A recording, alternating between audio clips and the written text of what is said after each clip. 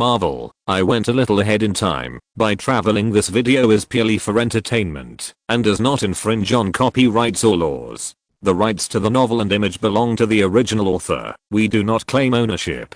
Don't like waiting and want to listen to this fanfic in full now? Subscribe to our Patreon, where you'll find the best fanfics. Chapter 151, Escape from the Cretaceous. George did not return to Earth this time and started to prepare the materials needed for the crossing. First, there was a small spaceship equipped with a star network, then a large number of gene collectors, and then 500 NS5 robots, and finally 100 Kyanki robots, tranquilizer bullets, various bullets, and small reconnaissance aircraft.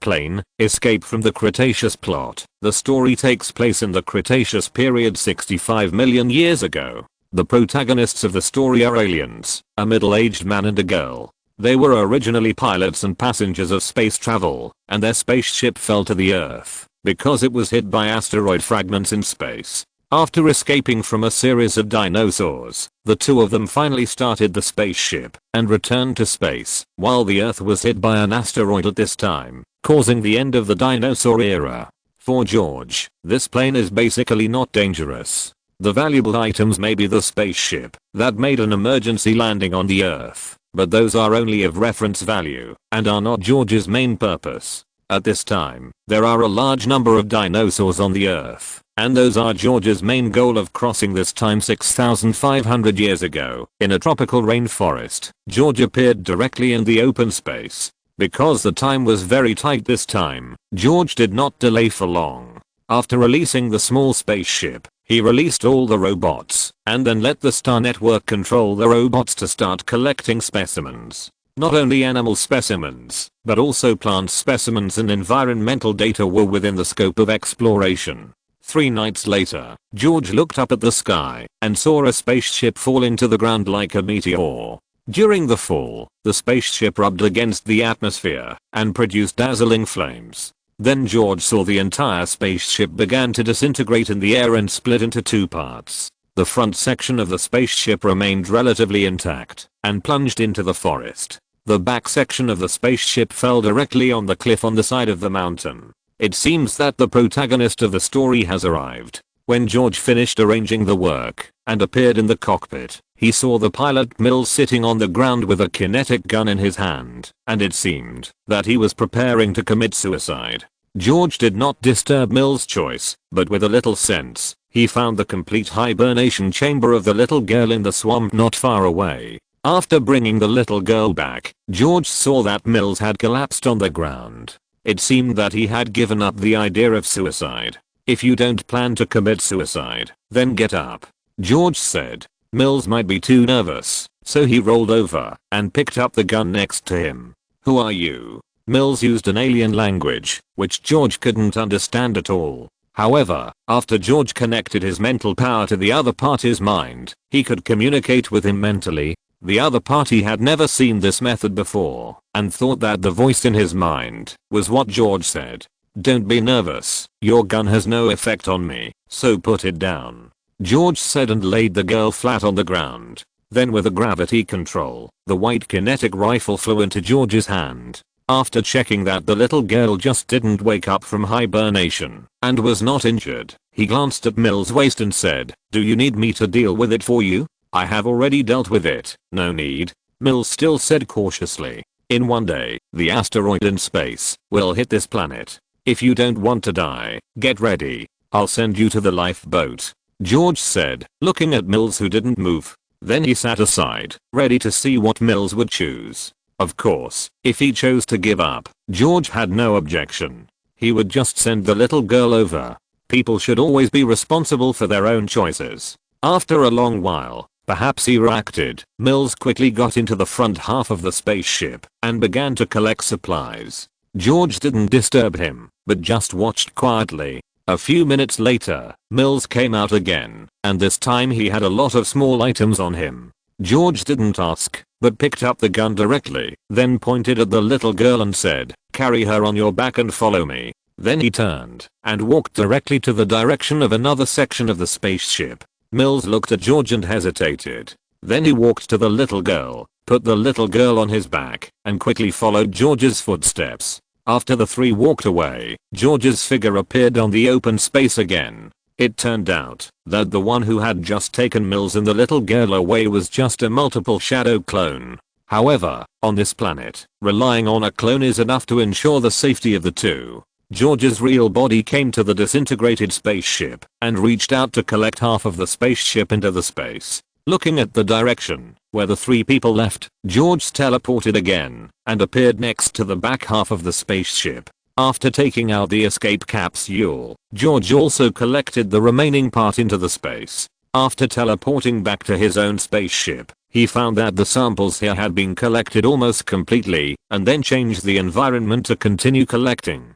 George had changed 3 places. It was not until the clone returned that George saw an escape spaceship soaring into the sky and disappearing into the vast night sky. Through the spaceship, George observed that the asteroid would be captured by the Earth in a few hours and hit the surface of the Earth. George began to personally join the sample collection work, such as some animal samples in the sea, and George also participated in collecting them. Half an hour before the asteroid hit the Earth, Joe had driven the spaceship to space and then enjoyed this rare scene in space. It was not until the ground became devastated that George came out of the spaceship, put the spaceship into space, and then flashed away from this plane. On the ancient star, after George came back from the Cretaceous period, he took out the spaceship he brought back and asked Wiki to reverse it, and then he entered the chaotic space. The current chaotic space is no longer the scene of all desert except the middle. Under the design of artificial intelligence, it has become a paradise on Earth with birds singing and flowers blooming. George also built a laboratory in the chaotic space, took out the experimental samples obtained this time, and began to clone and reproduce. The clone of the Zerg Queen was also placed here, but compared with the height of the main body of several tens of meters, the current clone is obviously much smaller. And the clone, like the alien queen, was branded with a spiritual imprint by George and became George's pet. Satellite number 2 continued to transform the environment while George was cloning species, mainly because there were too many genetic samples brought back this time. There are more than 10,000 kinds of animal genetic samples alone. Even if one male and one female of each species were cloned, more than 20,000 clones would be needed. The time ratio between the chaos space and the real world is 1:10. 3 months in reality is almost 3 years in the chaos space. The species cloned before have also achieved good results. In particular, the Zerg Queen has grown to more than 20 meters in size, and it is completely possible to carry out the next step of cultivation. George came to satellite number 2 and transferred all the cloned organisms that had been cultivated, which greatly enriched the number of species on satellite number 2, and George no longer had to worry about the food of the aliens. Thank you for the support of all book friends. Thank you. Please give me monthly tickets, recommendations, and collections. There is another chapter at 9 AM. Please wait. This month's monthly tickets are doubled. Please support me if you have extra monthly tickets. Thank you. Chapter 152, The Undersea Man Jumping Out. By the time George had absorbed all the knowledge he had acquired in the previous period, it was already 1970. In the past few years, George had mainly accomplished 2 things. One was to cultivate the pulse alien, and the other was to build a battleship based on scientific and technological achievements. First, after George's continuous experiments, he found that the most suitable Zerg for the alien to parasitize was the Scorpion Zerg.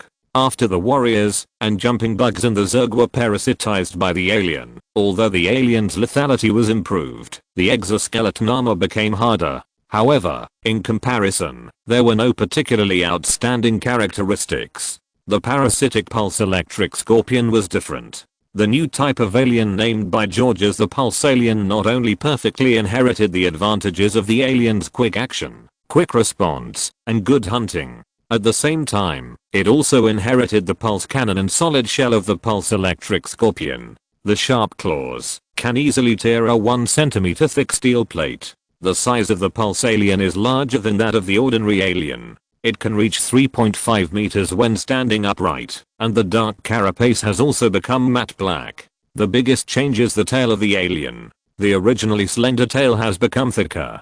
In addition to being able to pierce like before, the tip of the tail can also be opened into 4 petals, and then a blue pulse iron flame is ejected from the middle. Zergs like tank worms that spit flames from their mouths are not suitable for parasitism, not to mention its evolved worm plasma worms. So, after comparison, George finally chose such a combination.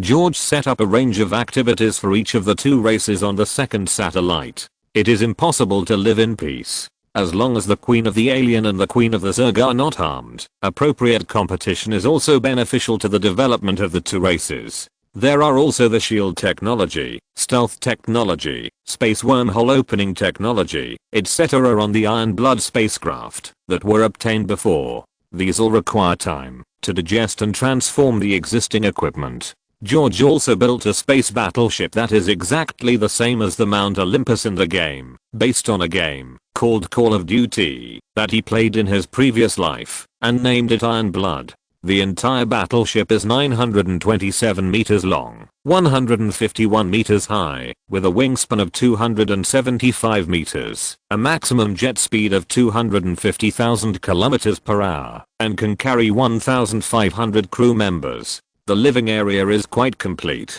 It also carries 30 carrier-based aircraft and 6 guardships. The entire battleship is armored up to 128 millimeters. The main thruster consists of 2 multi-port rear engine arrays, and 8 vertical takeoff and landing thruster compartments are located in the belly of the ship to form a reaction control system. The weapons and equipment equipped with the battleship include 50 high-speed automatic guns, 24 missile launch arrays, and 1 cannon retractable central weapon. The entire spacecraft is armed to the teeth. Of course, George did not pull down the wormhole equipment and energy defense devices, and the stealth system, and all were installed. It can be said that this battleship is a collection of all George's scientific and technological technologies. Unlike the original battleship, George arranged reinforcement arrays and deflection arrays on the outer shell of the entire battleship. Needless to say, the reinforcement array can make the entire spacecraft more solid, and the deflection array deflects the attack on the energy barrier.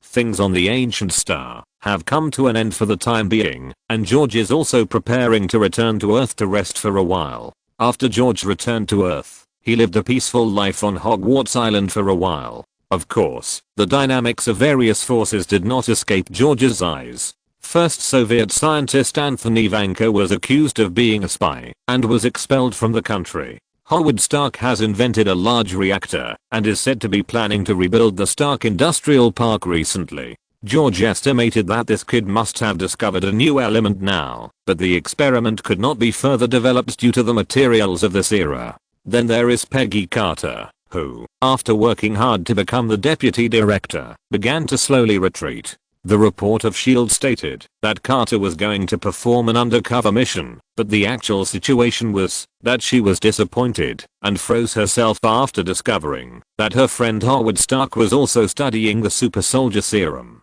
George also learned that Hydra has now begun to take root in various fields in the United States, especially in the economic and administrative departments. This is not difficult to understand. Hydra has so many advanced technologies. It is not difficult to gain a firm foothold in business. Then, through business, it becomes much easier to extend its tentacles to the city council. But that's all. In this life, due to George's intervention, many fields are controlled by George in both open and covered ways. Even Howard Stark Industries, with the strong support of the US government, can only pick up some orders that George deliberately gave up behind George. It can be said that the current large-scale capital forces in the United States are basically dominated by George. Some other big families account for a part, and then Stark Industries accounts for a part, and finally it is the turn of some small capital. Even for Stark Industries, Stark himself only owns 35% of the shares.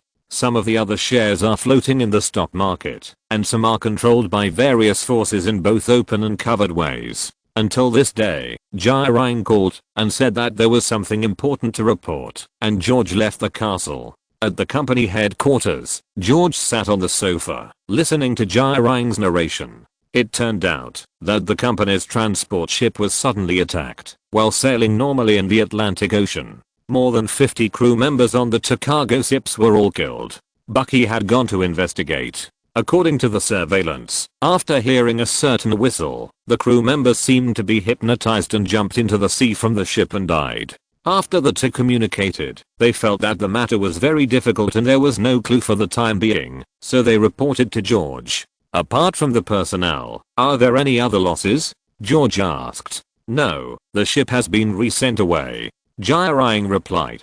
Okay, I know, let me handle this matter, George said. In fact, after Jiaring described the situation found by the surveillance, George already knew the initiator of this matter. Hearing George say this, Jiaring was relieved.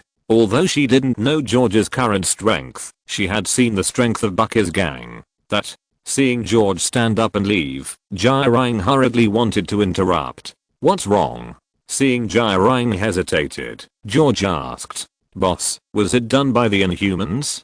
Jiaring asked cautiously. After all, she knew that the only race with special abilities was the Inhumans. After Jiaring joined the company, George told her about the obelisk and the aliens. Coincidentally, the next year she met a female alien named Rosa Kanian who could sense the existence of other aliens. Moreover, with the help of Rosa, many aliens slowly gathered around Jiaring, who made Jiaring the richest among the aliens. As the CEO of Xingchen Group, Jiaring's income must be very considerable. No, don't worry. George understood Jiaring's worries, so he explained, if I'm not mistaken, it should be someone from the Seabed clan. I'll have to go and see the details. That's good, Jiaring said with relief. Thank you for the support of all book friends. Thank you. Please vote, recommend, and collect. The planes that the protagonist will travel through will become fewer in the future. After all, the things that should be collected have been collected.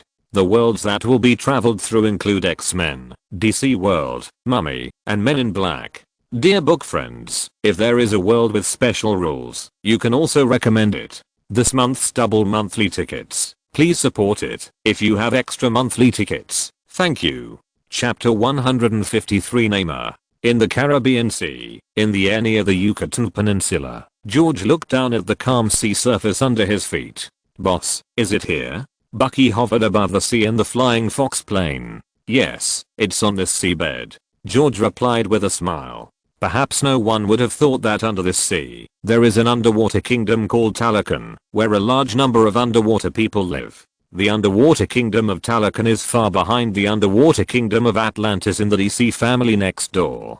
DC's Atlantis or Marvel's underwater people in other timelines have a long history. The Talokan kingdom here is a small tribe in the Yucatan Peninsula. In 1571, in order to avoid the invasion of Spanish colonists and the diseases they brought, under the leadership of the tribal wizard, all the tribesmen in the tribe took another aquatic enhanced plant grown on vibranium. After taking that plant, their bodies mutated, their bodies turned green, and they could only absorb oxygen from the sea. Since then, the people in this tribe have settled in the sea and established the Talokan kingdom. Because they have lived more than 100 meters under the sea for a long time and endured huge pressure, the bodies of the Talokans are quite strong. Neymar, the king of the Talokan kingdom, was mutated at birth because her mother took the herbs when she was pregnant with him. Not only does he have a long lifespan and super strength, but he also has superhuman endurance, durability, agility, reaction ability and speed. He also has the ability to fly and can use the fin-shaped wings at his ankles to fly at an extremely fast speed. The disadvantage is that he cannot leave the water for a long time, otherwise he will lose his life. Because Neymar lacked maternal love since he was a child, his skin color is different from the green of other tribesmen, so his personality is more extreme, so the killing of people on the company's cargo ship this time should be done by them. Even though he knew that there were rich vibranium mines on the seabed of this country, George knew that this country was very xenophobic, so even after he became stronger, he never took the initiative to disturb their lives. However, this time is different. It can be said that it gave George a reason. Do you want me to fire a few shells and blow them up? Bucky asked. The shells can't reach them, but you can fire a few shots to try, George replied. Talokan Kingdom, underwater world. Many blue-skinned Talokans ride whales and shuttle freely in the seabed. Under the deep sea, it is not as dark and cold as people imagine. The capital of the Talokan kingdom is a circular metal structure with some glowing algae dotted on it. The Talokans also used vibranium to make lighting. All this is destined to be difficult for humans to see. In Neymar's own hut, Neymar, who didn't know that danger was coming, was still painting. At this time, a strong blue-skinned man wearing a mask walked gently into the hut. "What's on your mind, child?" Neymar asked without looking back. As the king of Talokan who has survived for 200 years, he is qualified to call any of his people children. Kukulkan, Dumal led his men to attack 2 iron ships 2 days ago. More than 50 land humans were killed. It doesn't matter. Those land countries conquered and enslaved us. I have always told you to prepare for their invasion. Although it is not the time yet, it doesn't matter if you kill some of them occasionally. I remember that Duma's father did this decades ago. Neymar gently helped the man up and continued, "That is also their family tradition. It started from that year when one of their ancestors was killed by land people." "Understood, Kukulkan," the man said respectfully. "Go down." Neymar waved his hand and said. Neymar was about to pick up the paint box again when he vaguely heard continuous explosions. "Kukulkan." The man was about to say something. Neymar frowned, picked up his spear, and walked outside the thatched house, jumped into the water, and rushed directly across the waterway like a sharp arrow. The violent explosion became clearer and clearer, and the turbulent water flow formed whirlpools of different sizes. "Damn land people." The angry Neymar swung his legs and accelerated suddenly. Bang! Neymar, holding a vibranium spear, broke through the water surface directly. The wings on his ankles kept flapping, making a buzzing sound, supporting him to stand in the air like a god or demon. "You finally came out." Neymar, who had just come out of the water, had not figured out the situation, and the accumulated anger had not been vented, when he heard a low voice full of laughter, like thunder in his ears. Boom. The atmosphere shook, and the sound of the sonic boom instantly made a harsh roar. Neymar's pupils contracted violently, and he caught a tall figure coming in an instant. Bang! Poor Neymar had just broken through the water surface when he was hit hard in the face by a powerful downward swinging fist. It can be said that he had never been treated like this since he was born. Even the warriors in the tribe had never hit him when they taught him to fight. Pain. Pain. Warm feeling. Blood mixed with teeth spurted out of his mouth directly. Neymar himself was like a cannonball, hitting several beautiful water bubblings directly on the sea surface, raising huge waves, and then falling into the water. The angry Neymar was about to say something when he felt his neck being tightly grasped, and he was directly lifted from the sea in midair. Although Neymar could breathe without his mouth and nose, the feeling of his neck being tightly grasped was also quite uncomfortable. Unfortunately, he didn't even see what it was, and could only swing his feet and struggle continuously. George made a pullback action, and Neymar moved forward for a distance, and then there was a loud bang, bang. Neymar was like a cannonball again, dragging a straight line, sinking into the water and disappearing. The subordinates who had just gathered people to follow up saw their king passing by them at an astonishing speed.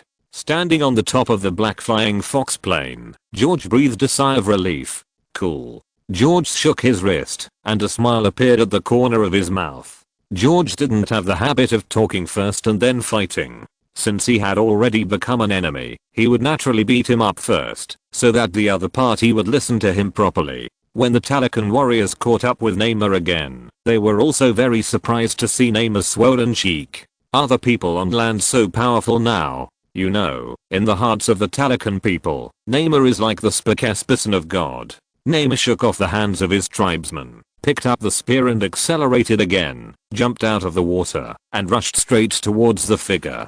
Just as the spear in Neymar's hand was about to pierce the man, the other party turned sideways and stretched out his hand to grab the spear, and then slapped him. Although Neymar could see the palm coming towards him, he couldn't avoid it. Boom! The Talokan warrior who had just emerged from the water saw Neymar fly sideways again at a fast speed, and drew a long wave on the water. The warriors in the water all puffed up their cheeks, and began to chant. George felt a special wave in his perception, quietly invading his mind. Unfortunately, the gap was too big.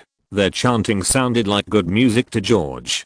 Seeing that George did not move, the Talican warriors thought that their hypnosis worked, and their chanting became louder. Thank you for your support. Thank you. Please vote, recommend, and collect this month's double monthly votes. Please support if you have extra monthly votes. Thank you.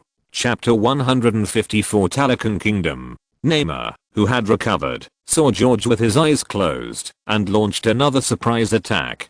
He kept changing his position in the air, and his clenched fist was about to hit George in the face.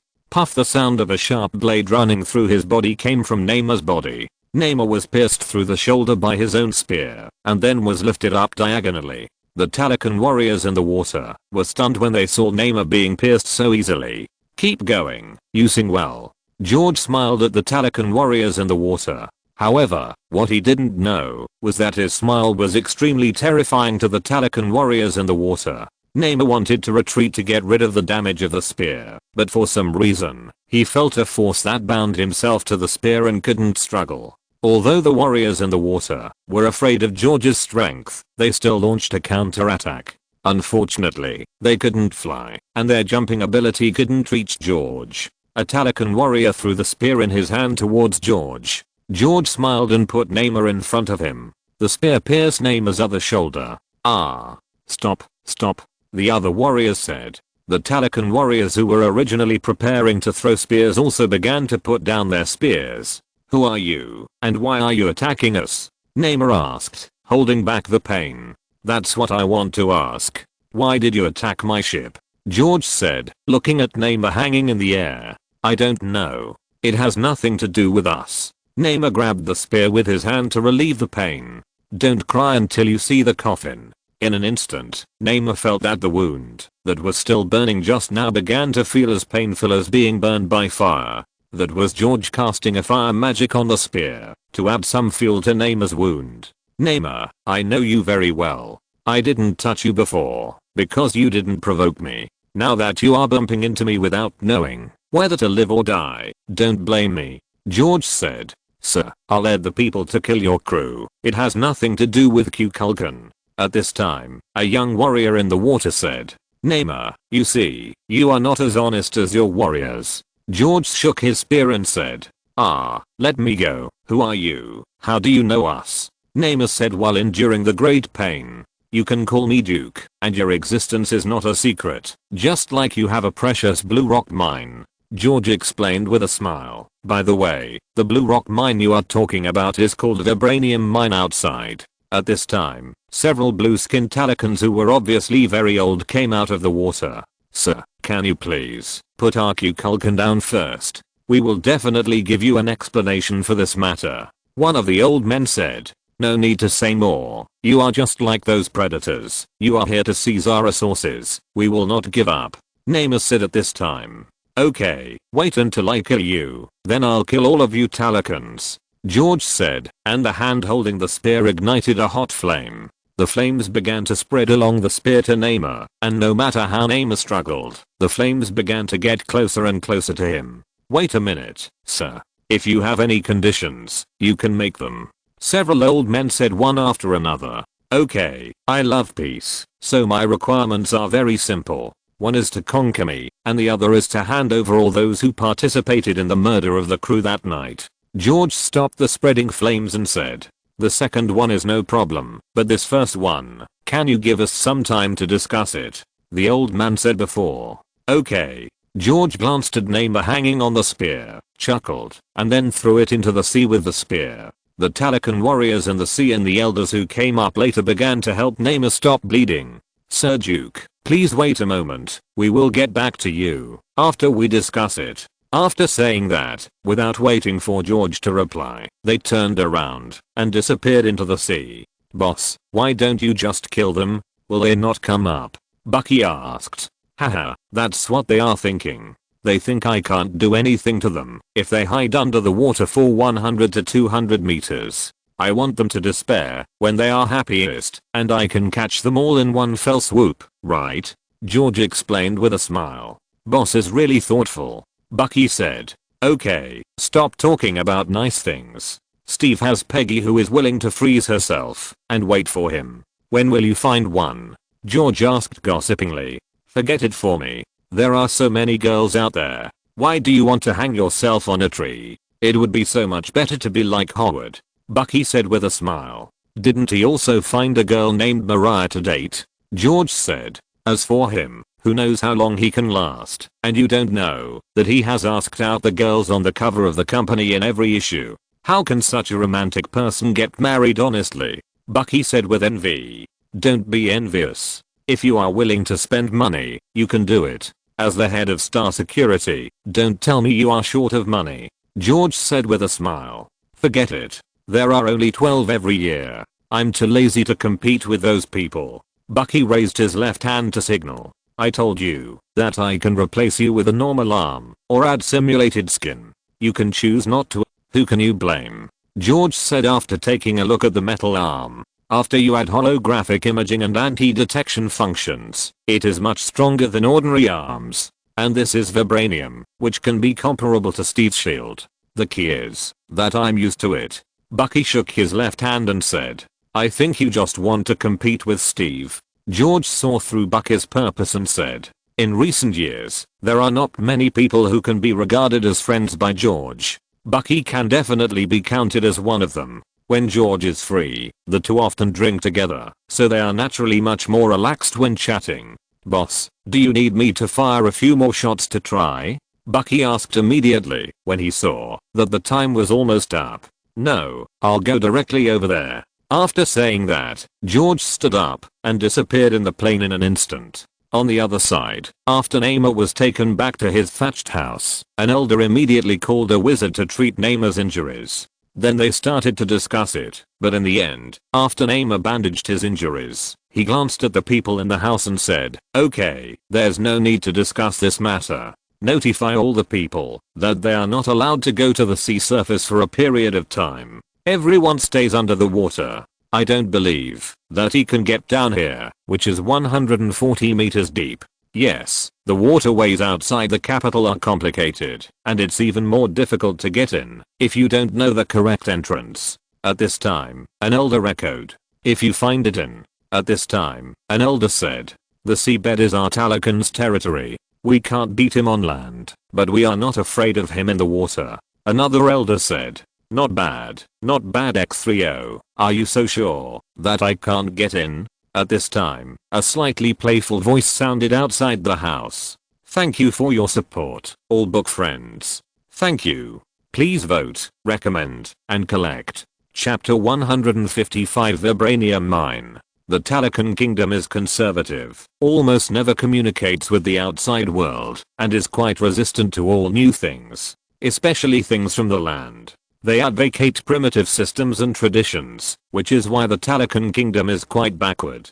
Since the wizard led this tribe to live under the sea in 1571, they have been living a life of gathering and planting. In addition to various animals in the sea, their food is mainly algae fruits from the seabed. Their weapons are also quite primitive, mainly using vibranium spears and turtle shells as shields. George understands that these self-contained Talakans can live a carefree life now, but long-term self-isolation will sooner or later lead to destruction. These Talakans think that the place where they live is very hidden, but they underestimate the development of science and technology and human curiosity and exploration of unknown areas.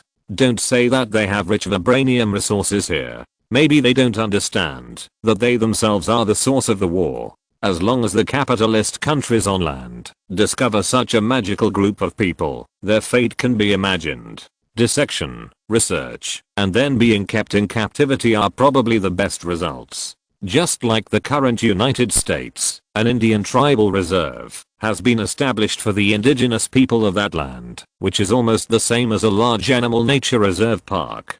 Compared with the animals in the zoo, it is nothing more than replacing the cages of imprisonment with vast land. The funny thing is that Thanksgiving is still one of the biggest festivals in the United States. You have to know that the object of their gratitude was almost exterminated by them. As for the underwater advantage that the Talakans rely on, not to mention in front of George, it is just a joke in front of the increasingly advanced technology in the future. The Talakans are only a few thousand people at most. They are an existence where one less person dies. Why do they think they can withstand the attacks of submarines and nuclear bombs? But it is just the fantasy of the Talakans headed by Namor. Namor and the Talakans in the house suddenly heard the voice that frightened them, and their expressions changed drastically. They could not imagine how the other party found this underground cave. Several Talakan warriors, including Duma, the instigator, also reacted at this time and attacked George, who suddenly appeared with spears in their hands from all corners of the cave.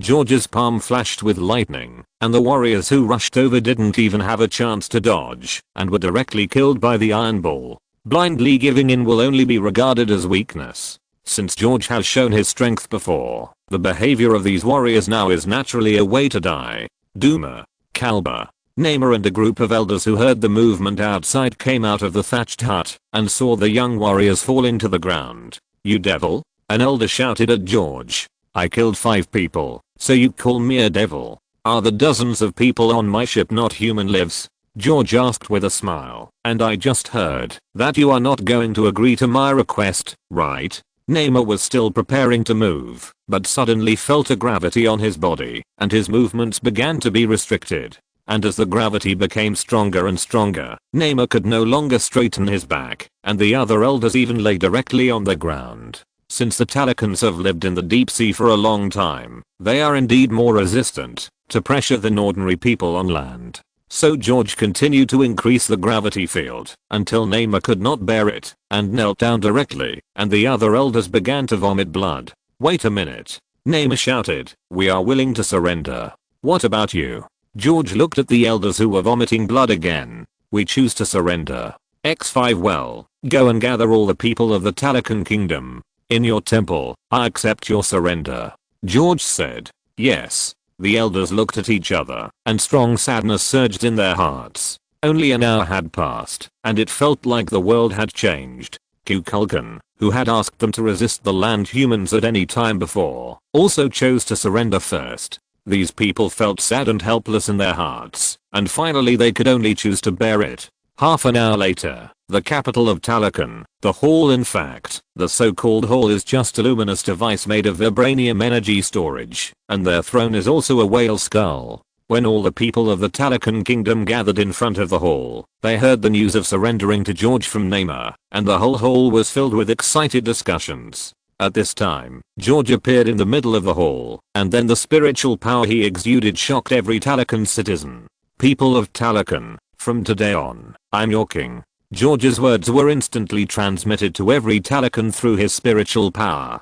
"You should be thankful that your Kukulkan and the elders did not choose war, otherwise the consequences would be beyond your imagination." Under the influence of George's spiritual power, gradually all Talakans accepted the fact of surrendering to George. All Talakans used their unique gestures to express their surrender to George. George was seen floating in the sea, and a complex golden magic circle appeared between his hands. As George held his hands up, the magic circle gradually rose and gradually became larger, until it covered all the Talakans. When all the Talakans were shocked by what they saw, a magic circle appeared on everyone's arms. Hisardises. "Quiet, that's the ability I gave you to control water. I will build a new city for you in the future.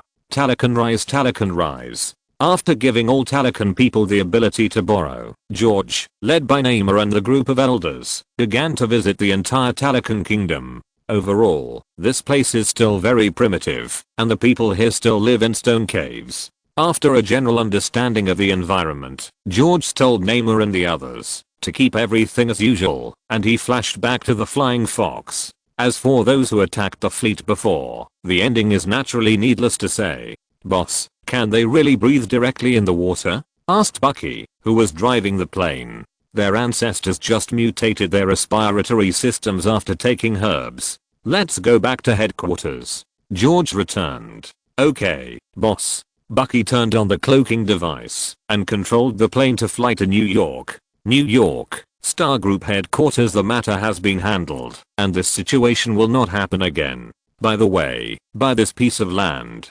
George handed over a map, circled it and told Jirang.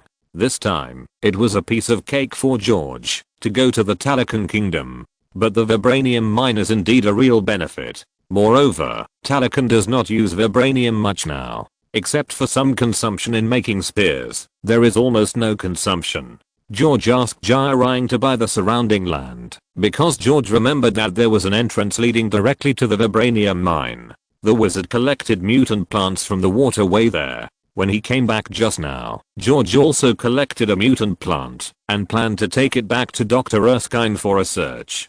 Thank you for the support of all book friends. Thank you. Please vote, recommend, and collect this month's double monthly votes. Please support if you have extra monthly votes. Thank you.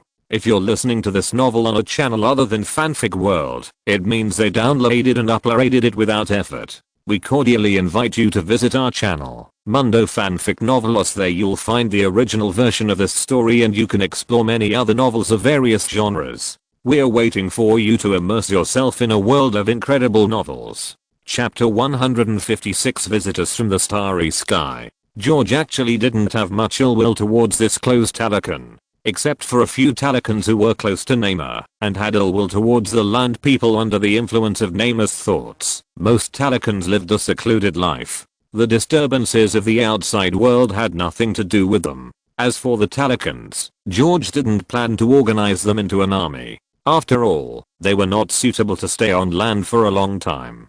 However, George would not give up this force easily. The next day, George first handed the mutant plants he brought back to Dr. Erskine, explained the general function of the plants, and then returned to his laboratory. Stun it. George shouted to the super control console. Master, I'm here. Stun it replied. Create an experimental directory. File name Atlantis. George said. Yes, the file name is created. Then let's get started. George uploaded the map around Talocan to the virtual desktop and said, when he was in Talocan yesterday, George had already thought about how to develop this place in the future. First, build a new city for the Talocans on the seabed. This new underwater city will be far away from the vibranium mine. The technology needed to build a city is nothing to George, and George is going to build a completely modern underwater city. In the future, it can become a tourist attraction. Unfortunately, in the Suicide Squad plane, because it is an independent plane, there is no Atlantis. Otherwise, some experience can be learned from there, and the underwater city built will be beautiful. Secondly, the vibranium mine can be completely handed over to the artificial intelligence wiki to operate the robot for mining. The robot technology in the robot plane is very advanced, and mining robots are standard. Millions of years ago, vibranium meteorites fell from the sky and landed on the earth. One of them fell on the African savanna. After the baptism of time, the sea has changed, and the meteorite has gradually connected with the surrounding mountains to form the mountains in Wakanda. The other one fell into the sea, which is the area where the Talocans live. This meteorite is not smaller than the one in Wakanda, and the vibranium meteorite in Wakanda has been mined for many years, while the one on the seabed is relatively intact. Over the years, George has discovered through his research that vibranium, or actually contains huge amounts of energy, which is why Talocan can be used for lighting. In the past, George only thought that vibranium was a hard enough metal that could absorb kinetic energy, so he instinctively thought that vibranium could not be used as an energy source. It was not until Josie gained the ability to absorb energy that he realized that his previous thoughts were wrong. That's right, vibranium is indeed just a metal and does not generate energy itself. Because of its strong energy storage properties, it is enough to make it a secondary energy source like a battery. The future Wakanda genius Shuri also designed a set of nanosuits based on its energy storage properties. George discovered that the reason why vibranium, or is easy to smelt, is that it is filled with extremely huge energy. Its blue light is actually a manifestation of energy fullness. It's just that the energy contained in it will overflow during smelting. So after shaping, the energy contained in it has become very small, which makes it indestructible. As for why the vibranium, or has such a huge amount of energy, it is also easy to explain. The reason why the vibranium, or has such a huge amount of energy is the impact force absorbed by the vibranium when it fell to the earth. Otherwise, the meteorite of such a large scale as the entire mountain range of the vibranium mine fell to the earth, and the shockwave generated was enough to destroy the creatures on the earth several times. It is precisely because of the absorption of such a huge impact force that the vibranium ore becomes easy to mine and smelt. Moreover, according to George's research on vibranium over the years, through further experiments on the ratio of original adamantium alloy and catalyst, after reducing the proportion of vibranium, a man-made alloy with equivalent density, strength and sharpness was also obtained. George called this alloy true adamantium alloy, and its characteristic is that it greatly reduces the kinetic energy absorption characteristics of vibranium, which is more suitable for casting weapons. This alloy can even be simplified again to generate a secondary adamantium alloy of inferior quality. According to the comparison, adamantium metal and extended alloy are denser than vibranium, so they are more lethal, but vibranium is more suitable for defensive purposes because it can absorb kinetic energy and withstand almost unlimited energy. After acquiring the vibranium mine, George was considering building a spaceship made entirely of vibranium so that it would be safe to fly in the universe. At the end of 1970, another infant welfare home was established in Waverly, Iowa. Everyone has long been accustomed to the fact that the Star Group is keen on welfare. What everyone is more gossiping about is that the Duke, who is nearly 70 years old, has not yet announced his offspring. You know, according to the rules of the nobility, after the birth of a child, it should be reported to the British royal family as soon as possible. Then it will be recorded, and only after several years can the title be inherited. Since the youth potion launched by Star Pharmaceuticals has the effect of maintaining appearance, even if George maintains a young appearance now, it is still not suspicious. It's just that this potion is sold very expensively to the outside world, and there are no more than 100 people in the world who can place orders from Jirang for a long time. So there was once a newspaper jokingly calling George the Vampire Duke, and of course that newspaper announced its closure the next day. No one knew that in the summer of 1971, a little boy named Clinton Francis Barton, who had just been sent to the orphanage, was quietly picked up the next day. As the construction of the new capital of Talokan began, George's life temporarily returned to peace. Every day, he accompanied Alice to practice magic, occasionally cared about the company's affairs, wrote about movies, and occasionally went to SHIELD, and his life was very comfortable. This day, Bucky called and said that a UFO was found in Roswell, and it was announced in the newspaper. Isn't it another prank? Josie said speechlessly after quickly browsing the uploaded information. It turned out that the so-called UFO crash occurred in Roswell, New Mexico, USA in 1947. That incident is still controversial. The original incident was like this. On July 6, 1947, the Roswell Daily News suddenly published a news report that the US military had discovered a UFO in the area. This news was immediately reprinted by major newspapers such as the New York Times, and the radio waves spread all over the world. This news caused an uproar among the American public, but the US government insisted that it was just a crashed US military reconnaissance balloon. At that time, photos of various alien corpses and spacecraft fragments were also widely circulated. This incident also became a widely circulated UFO incident, and various opinions were expressed. However, after George personally checked it out, he found that it was just a series of secret high-altitude human experiments conducted by the US military. These included biochemical experiments, medical experiments, and human aerial testing experiments. The strange alien-like corpses found in Roswell were actually severely disabled humans who were used as test subjects for high-altitude experiments by the US military. Because they didn't want the public to know the truth, they fabricated a series of so-called alien stories to confuse the public. It's not a prank. Our intelligence personnel have confirmed it, and the military has also admitted that it was indeed a UFO, and those corpses were real, but the explosion of the spacecraft was very serious, and it was almost impossible to find a larger piece of debris, and those corpses were basically burned to charcoal, and basically had no great value.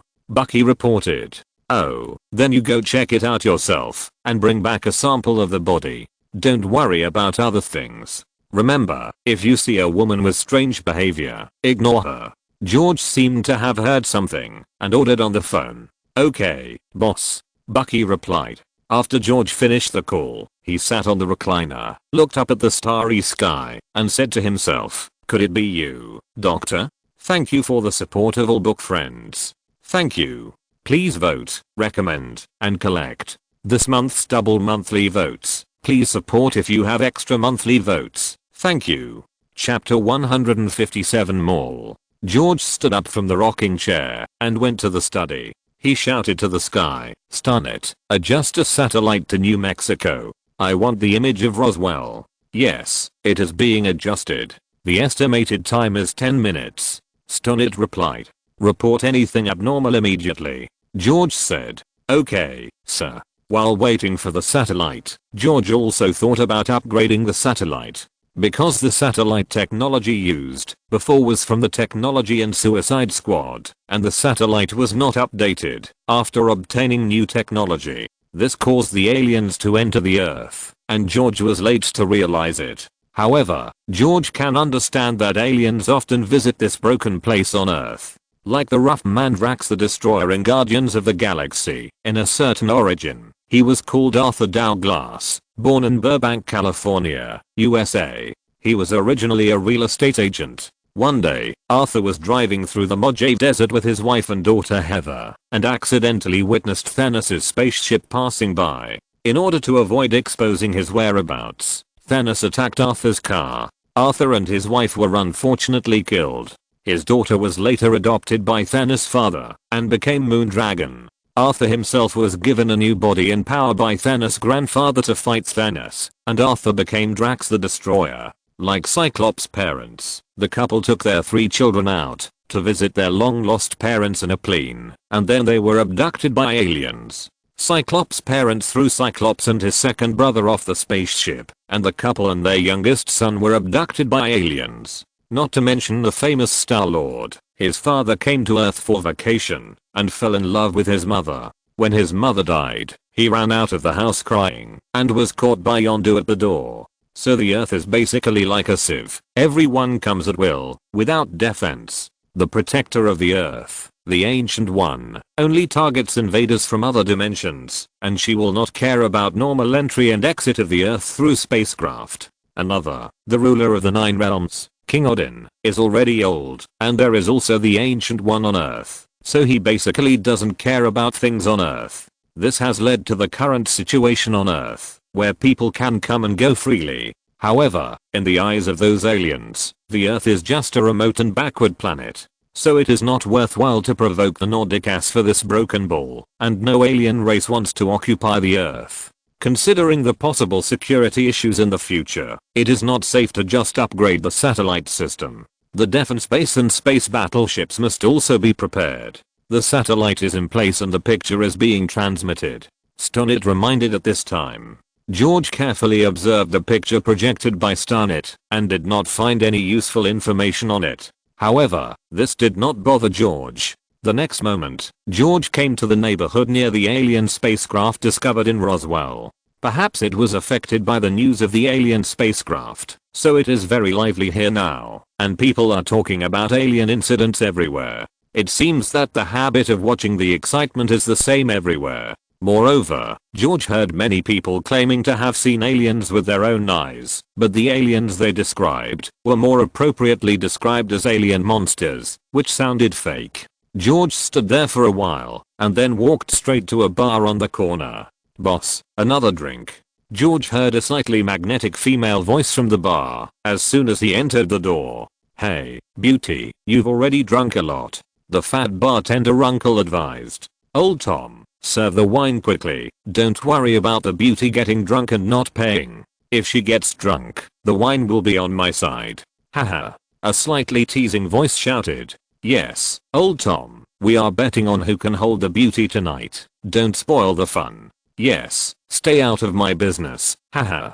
Although the bar was shouting constantly, the lady who ordered the wine before seemed not to hear it and continued to taste the wine in the glass. George sat directly next to the lady, turned his head, and glanced at a set of broken chairs next to him, and then said to the lady in front of him, "It seems that this place is not suitable for you, lady." The lady who was drinking looked up at George and said, "This place should not be suitable for rich people like you either." "Really? My name is George Orwell Swent. What's the name of the beauty?" George asked with a smile. Marvel replied. Sure enough, the lady in front of him is that Marvel, from Heir, a member of the Kree Empire's interstellar team, and also a genius scientist. Yes, she is the Kree mentor of Captain Marvel Carol Danvers. But now Marvel looks only in her 30s, and the lifespan of the Kree is much longer than that of humans, so George really doesn't know her real age. So in the movie, even in 1989, 20 years later, when Captain Marvel was born, she looked like a middle-aged woman, which is not surprising. Recently, she was carrying out a mission to clear out the wanted criminals of the Empire, and the target of the sweep was naturally the Skrulls, the thousand-year enemy of the Kree. But in the process of carrying out the mission, she discovered that the war advocated by the Kree was actually an unjust war, and turned to protect the Skrulls. So she wanted to build a super engine, to send the Skrulls to live in a place where the Kree couldn't find them. She found out about the cosmic cube and the information of the Kree Empire, and she was going to use the cube as a new energy source, so she came to Earth, which is the planet C-53 marked by the Kree Empire. But she didn't expect that when she was driving a small spaceship to detach from the Kree Empire cruiser and prepare to enter the Earth, she was discovered by several Kree wanted criminals. So a fight broke out between the two sides. The pile of wreckage found by the US military before belonged to the Kree Empire wanted criminals. Unfortunately, her own spaceship was also damaged in the previous battle. Hello, Ms. Marvel. This one is on me, George said to Marvel, after signaling the bartender to bring a glass of wine. Thank you. Then let me ask formally, why did Ms. Marvel come to Earth? George asked. Sorry, I don't understand what you mean. Marvel suddenly found that the bar, which was very noisy just now, suddenly became quiet. As a member of the interstellar team, Marvel immediately attributed the reason to the stranger in front of her, and then she was about to take out the light energy gun from her waist. Don't be nervous, I have no ill intentions. George waved his hand, and the pistol in Marvel's hand instantly turned into a living snake. Marvel threw the snake in her hand directly out, and the little snake fell to the ground with a snap, rolled on the spot, and then crawled towards George. For outsiders like you who bring instability to the Earth, we always have to figure out the situation, right? George picked up the little snake, turned it back into a pistol, shook it in his hand, and handed it back to Marvel. That depends on whether you have the strength. After Marvel finished speaking, a light began to emerge from her wrist, and then a photon cannon was fired from her fist. George caught the photon cannon, and saw that the photon cannon became smaller and smaller between George's hands, and finally disappeared completely. Looking at Marvel, who was a little surprised, George said, well, since you choose Force, thank you for the support of all book friends. Thank you. Please vote, recommend, and collect this month's double monthly votes. Please support if you have extra monthly votes. Thank you. Chapter 158, Alien City Attilan. As one of the three major empires in the universe, the Kree people have extremely advanced technology, although it is not shown much in the movie. But in fact, as a space warrior, Dr. Marvel has always been wearing various weapons and equipment. In addition, the physical fitness of the Kree people is far superior to that of the Earthlings, so she is also very confident in her own strength. In her opinion, no matter what the person in front of her is, as long as she takes him down first, or escapes from here, there will always be a chance to investigate slowly. So she instantly activated a pair of wristbands on her hands, and as the three oval energy stones on the sides of the wristbands glowed, the coat on the outside instantly vaporized. A dazzling golden light flashed, and the golden light disappeared in less than 10 seconds. The reappearing Marvel had changed his outfit. A black tight-fitting combat suit wrapped the whole body, with a huge octagonal star pattern on the chest, which was the most eye-catching. George recognized that the negative quantum ring worn on Marvel's wrists should be one of the individual weapons with the highest technological achievements of the Kree Empire, and it was as famous as the universal hammer wielded by the Supreme Accuser Onan. This pair of wristbands can amplify Marvel's spiritual power countless times, and can absorb solar energy, dark energy and other cosmic energies, and transform them into other extraordinary powers, such as super physical ability, flight, emission of photon shocks, free movement in space, etc. It is also the basis for her to be the first to attack George. I have no intention of causing harm to the Earth, and any life here. Mavil was about to say something, but was interrupted by George. Since you have already taken action, let's speak with your fists. George interrupted Mavil's speech and said. In the mirror space, George was not worried about causing damage to the environment. The two of them punched each other with all their strength, and then each took 2 steps back. Not bad. It depends on whether you can keep up with my speed. George shook his wrist and said. George stepped heavily, and the ground shook violently. The tall and upright figure tore through the air, creating a strong airflow. In almost a breath of time, he approached Mavil. The energy wrapped his right fist and smashed it with all his strength without any fancy moves. Mavil felt that George's strength and speed had been greatly improved compared to before. So fast. The enhanced mental strength could only allow Mavil to barely keep up with George's trajectory. Feeling the heavy force coming towards her, Mavil immediately put away her contempt. As a space warrior of the Kree Empire, she also possessed the most advanced quantum wristband of the Kree Empire, and she was not bad either. Mavil used all her strength on the wristband, crossed her arms, and blocked her chest. I don't believe how much strength you have. This was Mavil's flashing thought at the moment. Unfortunately, she underestimated George's speed. Bang, the energy released by the first punch of the quantum ring wrapped Mavil's body perfectly, and the pure impact did not cause any harm to her. Bang bang bang, George's speed was getting faster and faster. First, the energy shield broke, and then his arm made a crisp bone cracking sound. When George stopped punching, Mavil had fainted on the ground. In the final analysis, Mavil only relied on the quantum wristband. George had never been afraid of anyone in the energy battle. The key is that the energy wristbands did not work well in absorbing energy, and George's chaotic energy was not within its absorption range. Seeing Maul fainted on the ground, George first took off the wristbands on her hands, and Maul also returned to her original dress. George could sense that Maul's mental power dropped instantly, reaching about twice that of ordinary humans. Of course, far from George. George put his hand on Maul's head, and his mental power slowly penetrated into her mind, and began to modify her memory. 10 minutes later, George not only erased all of Maul's memories of George also used the ability to go back in time to understand how the pair of wristbands worked. George took the pair of wristbands and began to use his all-chemical ability to modify them.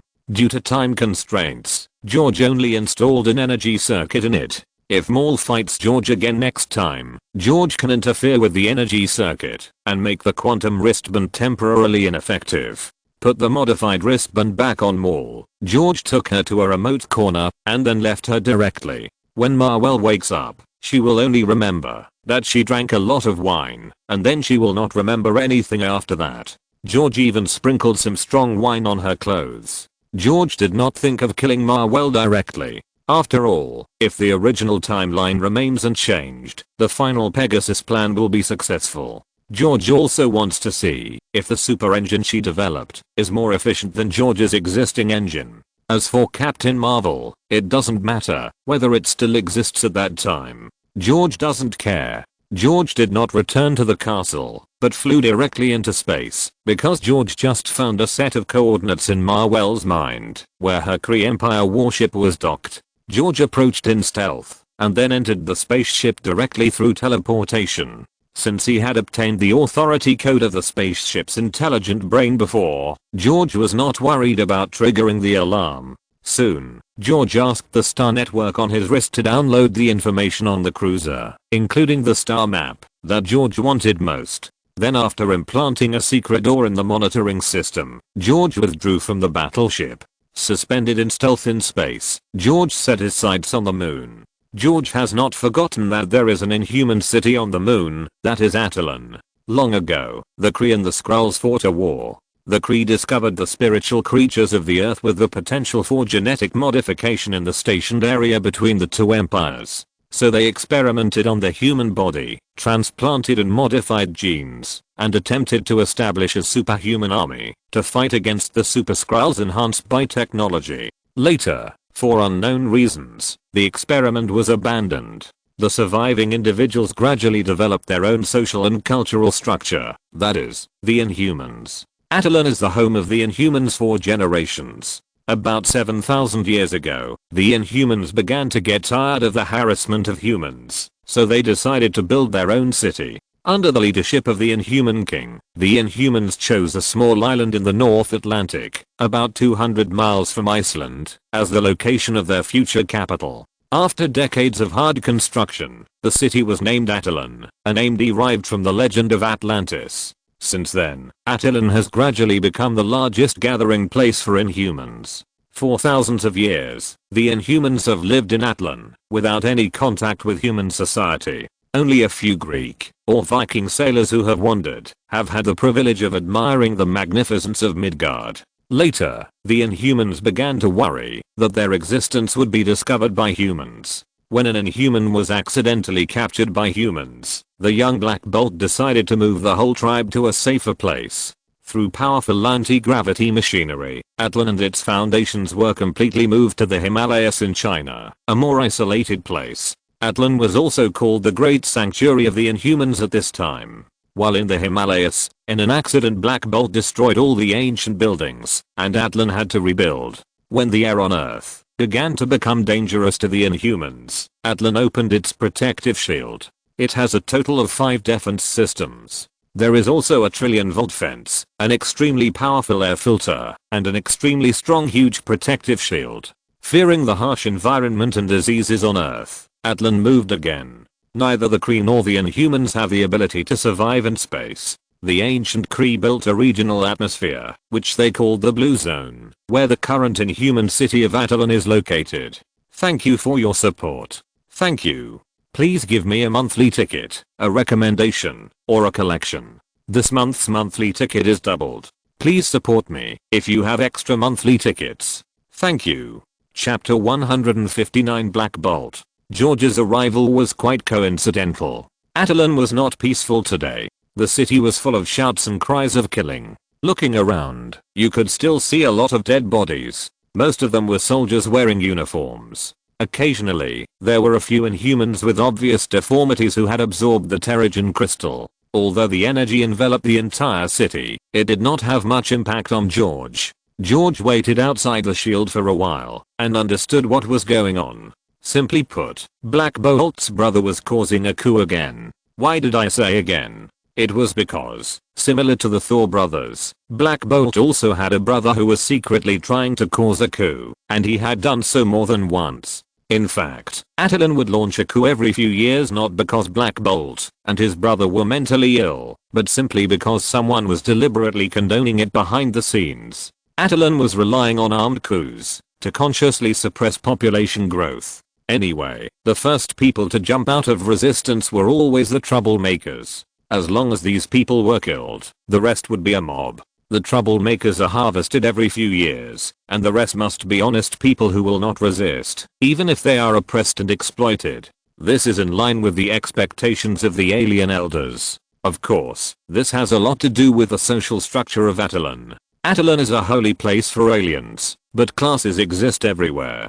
Just like aliens need supernatural crystals to strengthen, this is a huge difference in Attilan. In Attilan, only a small group of people with the strongest blood can obtain Terrigen crystals for strengthening.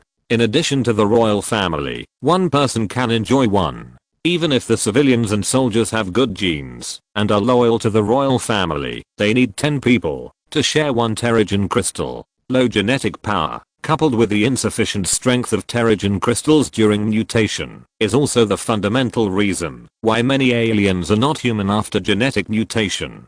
George saw that there were people with lobster heads on the battlefield now, and one was directly in the form of a bull terrier. Simply put, there was basically no normal appearance. George came here today not to judge right or wrong, and he was not interested in waiting for a few days and coming back after their coup game was over.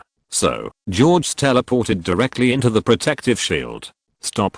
George used his mental pressure to stun everyone and used gravity to suspend in the air, and then continued, "Let those who can make the decision come forward to answer." George looked down and had to say that these guys' genes were too bad. There were all kinds of strange shapes, but none of them looked like normal people. George estimated that if this kind of aliens were thrown to the earth to make a monster movie, he would not need to wear makeup.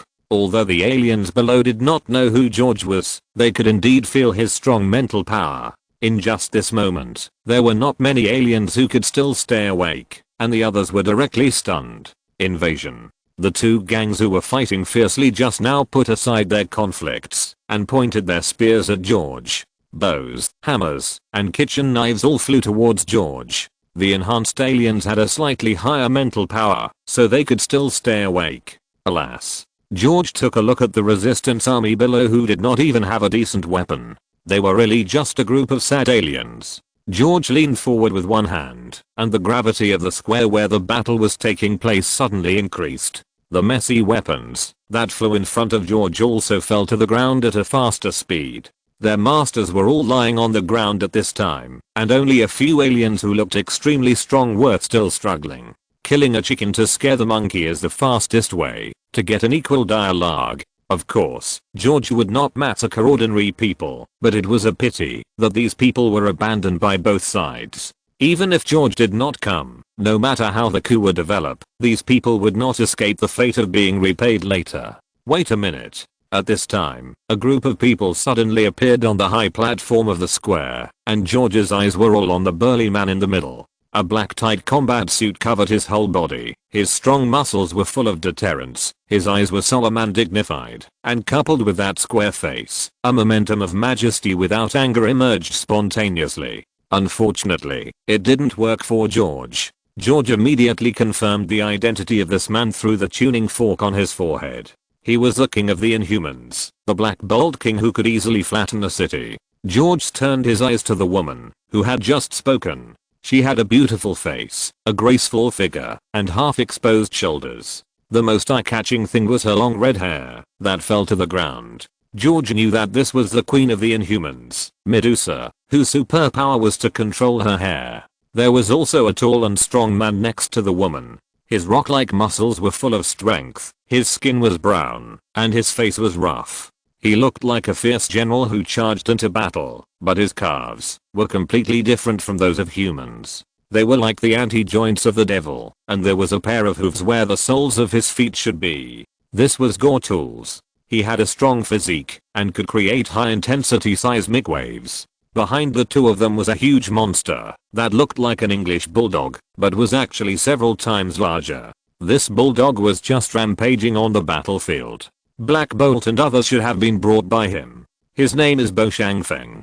He was originally a human, but after being strengthened by crystals, he became a big dog. He has the ability of teleportation. He can teleport himself or anyone or anything to any place he wants to go, including from the moon to the earth. Of course, there are some characters following behind them, but George didn't care. George stopped the gravity field, and all the aliens lying on the ground wisely disappeared in the square. At this time, no one came out to overthrow the rule of Black Bolt. Black Bolt gestured quickly with his hands, and then Medusa said, "Our king said, why did you attack our people? That's not important. Let me see the so-called king first." George raised his hand and fired an electronic cannon at Black Bolt. An invisible shockwave spit out from Black Bolt's mouth. Unstoppable, the energy was extremely pure, fan-shaped, and rushed towards George like a wall, and the ground along the way was all blasted into powder by the energy. The electronic cannon hit the energy wall and was instantly annihilated. George laid a blue barrier in front of him with his mind. Placing one hand on the barrier, George directly blocked the energy bombardment. In fact, the nature of Black Bolt's attack is not a sound wave at all. In George's opinion, the name of Black Bolt is purely misleading. His attack is to release destructive energy through his voice, which is pseudo sound waves. Usually, it absorbs electronic energy from the environment, accumulates it in the body cells, and releases it when needed. It is definitely a weapon to harm people. Unfortunately, he met George who can absorb energy, so his energy attack has no effect on George. Unless Black Bolt launches the highest energy attack, it may hurt George, but in that case, Attilan and the Inhumans here will be the first to be unable to bear it. Thank you for the support of all book friends. Thank you. Please vote, recommend, and collect this month's double monthly tickets. Please support if you have extra monthly tickets, and recommendation tickets are also very important. Thank you.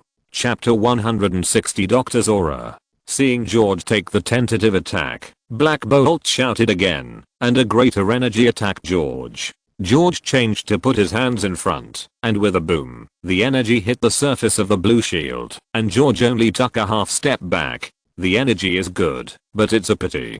George shook his head and said. The next moment, George appeared on the platform, and put one hand on Black Bolt's shoulder. Only then did Black Bolt react.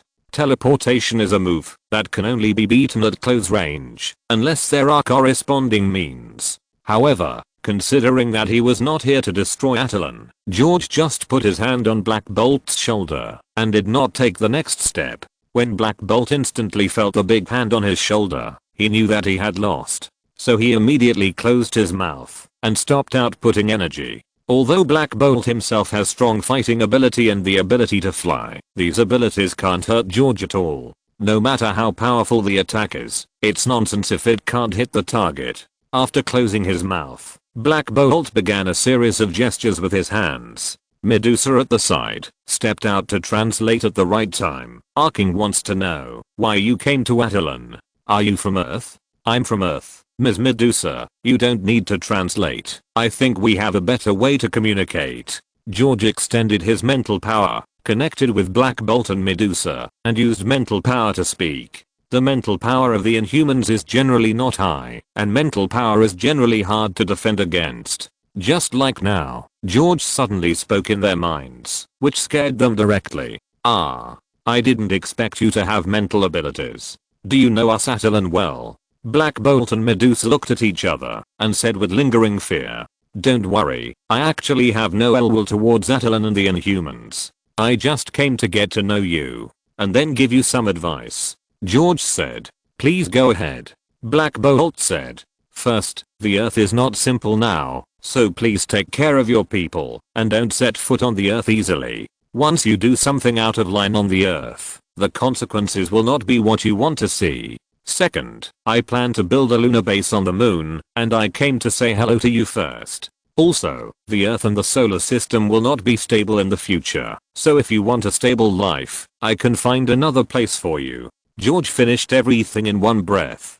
To be honest, George never thought of really taking the Inhumans under his command, and making them his thugs, because the defects of the Inhumans are too obvious, and there is a certain limit to their abilities. The only good Inhuman abilities George remembered were Jiring's life energy absorption and the vibration ability of the future Zenbo girl. The others were really too useless, of course. This was compared to himself. Relatively speaking, the Inhumans are not as outstanding as the mutants, so as long as they don't go to the Earth to act recklessly, George doesn't bother to care about them. But if they are willing to move away, George doesn't mind setting aside a place for them on the Ancient Star for them to live. After all, the Ancient Star is too big, and it's also good to increase some popularity appropriately. Moreover, with George's current strength, there is no need to worry about these aliens turning the tables. Can we discuss this? Black Bolt said. Of course, there is no rush. After you make a decision, you can contact me at any time. George handed over a communicator for contact. Okay, I won't disturb you to discuss. Contact me when there is a result. George took the lead in disconnecting the mental link and then teleported away from Attilan.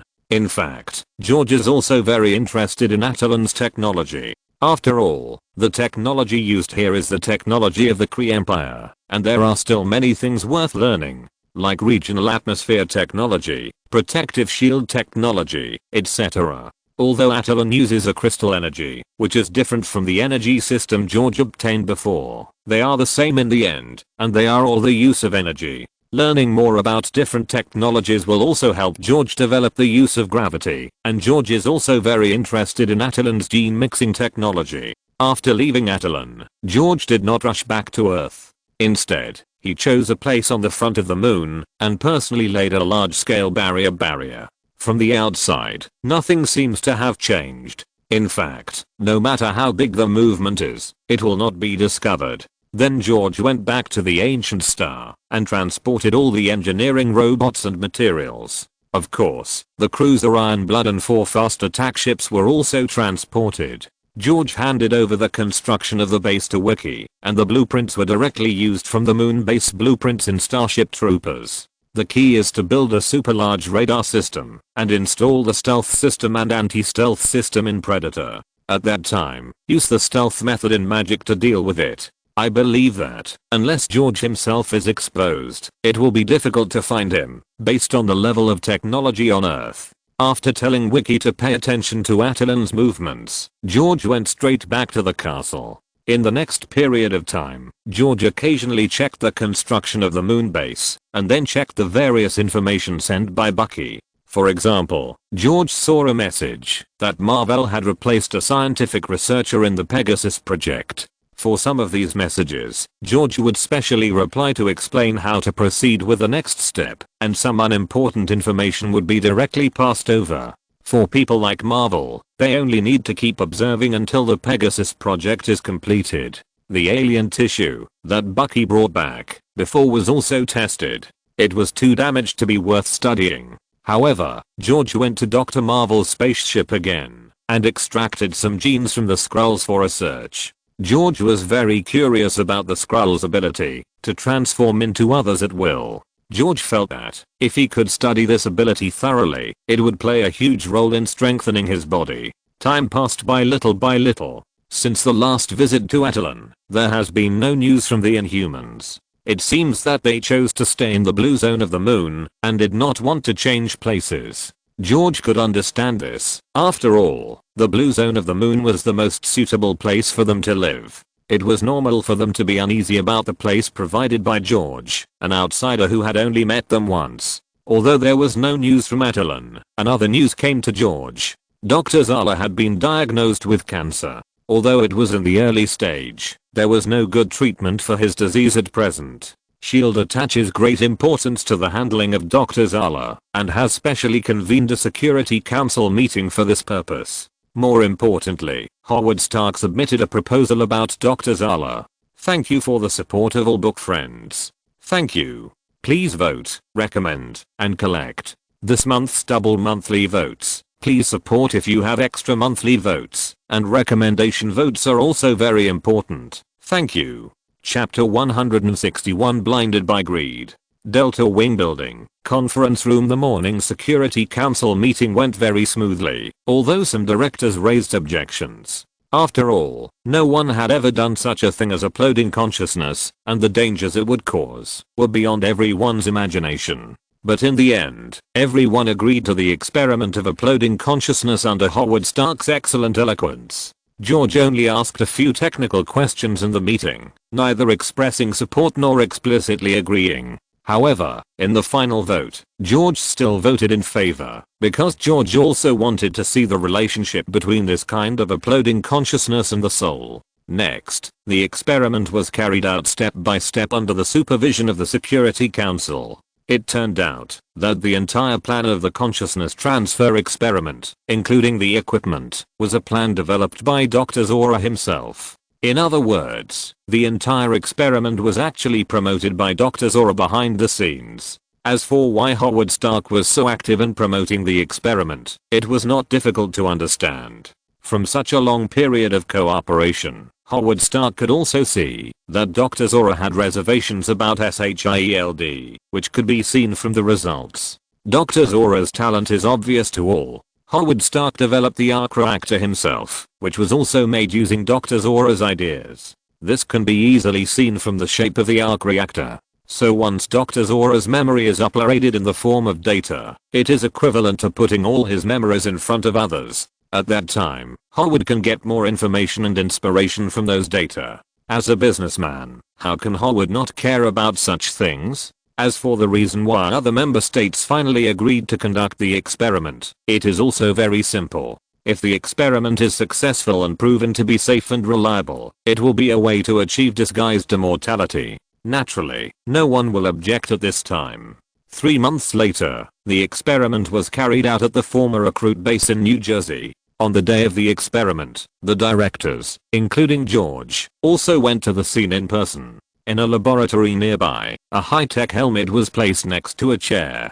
The helmet was connected to a computer in the corner through countless wires. Of course, this is only a small part of the consciousness storage device. In the basement of this base, there is a complete set of memory devices with nearly 200,000 units, which is used to store Dr. Zora's memory. Soon, Dr. Zora, who was already emaciated, was pushed in by someone in a wheelchair, and then carefully carried to the experimental chair. After sticking many patches on his body, Dr. Zora was fixed to the experimental chair with leg and handcuffs. Howard Stark came to the computer and began to do the final check. After there were no problems, Howard came to the experimental window and said, "Ladies and gentlemen, this is the first human consciousness uploading experiment. If this experiment is successful, it will mean that we will change the world. Next, please keep quiet." After that, Howard came to Dr. Zora, lowered his body and asked, "Doctor, are you ready?"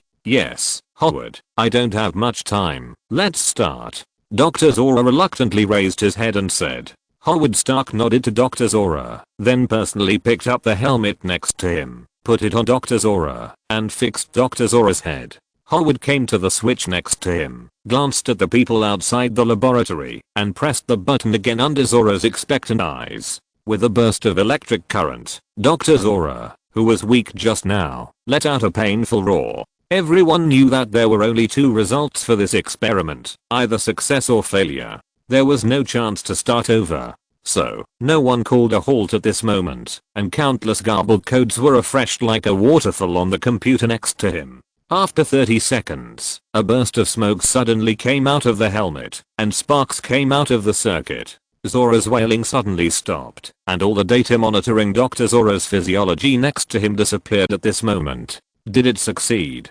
Did it fail? There was a noise outside the laboratory. Howard Stark immediately came to the chair and called out, "Drive Zora. Dr. Zora." Then the nervous Howard began to check the computer data, and found that the database prepared in advance was already filled with information.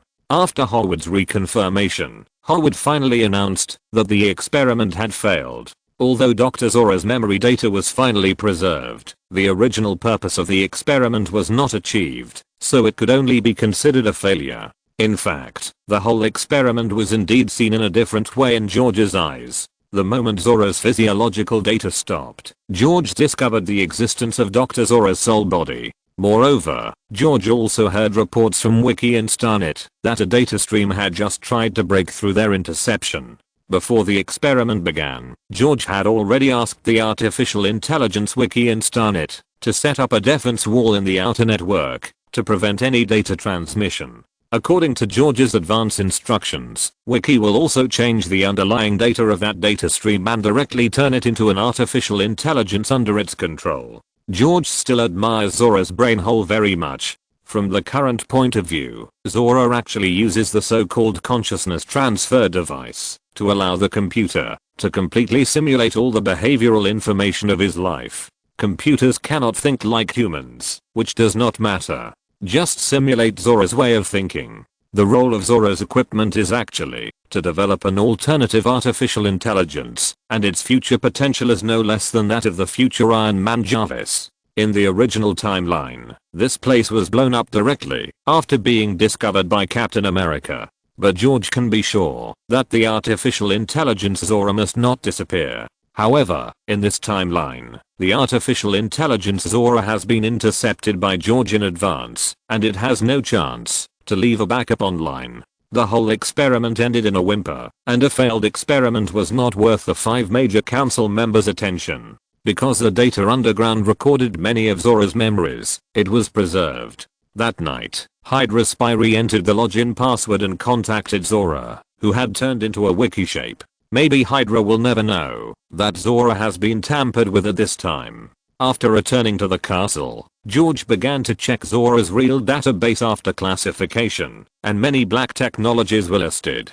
The funny thing is that Howard Stark and a group of politicians who dreamed of immortality behind the scenes were completely blinded by interests. If George had not made preparations in advance, the artificial intelligence Zora would become another real Hydra, an unkillable Hydra. For Dr. Zora, George directly resurrected him in the chaotic space. George also sorted out his thoughts. In fact, even if George did not modify his memory, Dr. Zora would not dare to betray George in the future because of his fear of death. After resurrecting Zora, George took him to the ancient star and asked him to start participating in the research of deformation genes. You know, on this earth, Dr. Zora's IQ is definitely the top.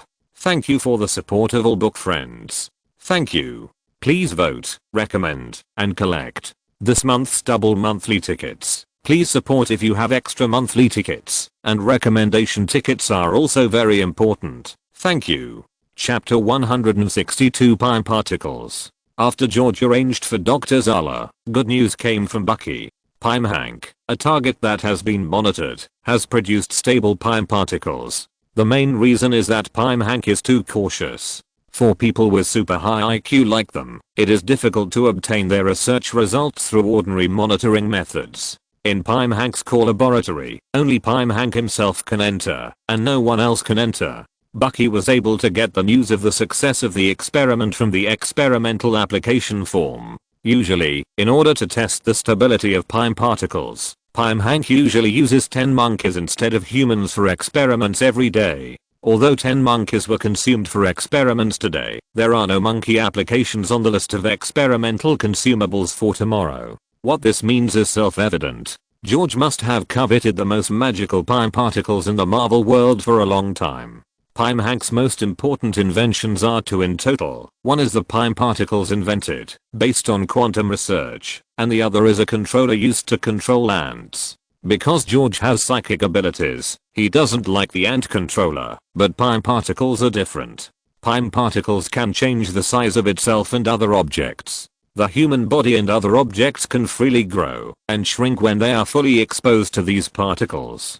The maximum size of a normal human is about 30 meters, and the minimum size is about 1.27 centimeters. Moreover, the power of a person increases after becoming smaller. Later, Pime Hank also tried his best to study ants, and made an electronic helmet that could communicate with ants, becoming Ant-Man who could freely shrink and control ants. Because Pime is very cautious, he never makes Pime particles in front of others. But this is not a difficult task for George. That night, the Triskelion building of SHIELD. After Pime Hank left his laboratory, George came out of the mirror space. George first used the range time magic to check Dr. Pime's experimental process. Then he took out a tube of Pime particles from the storage cabinet and activated the time reversal ability. In an instant, every detailed step of the production of Pime particles appeared in front of George. After putting the tube of Pime particles back to its original position,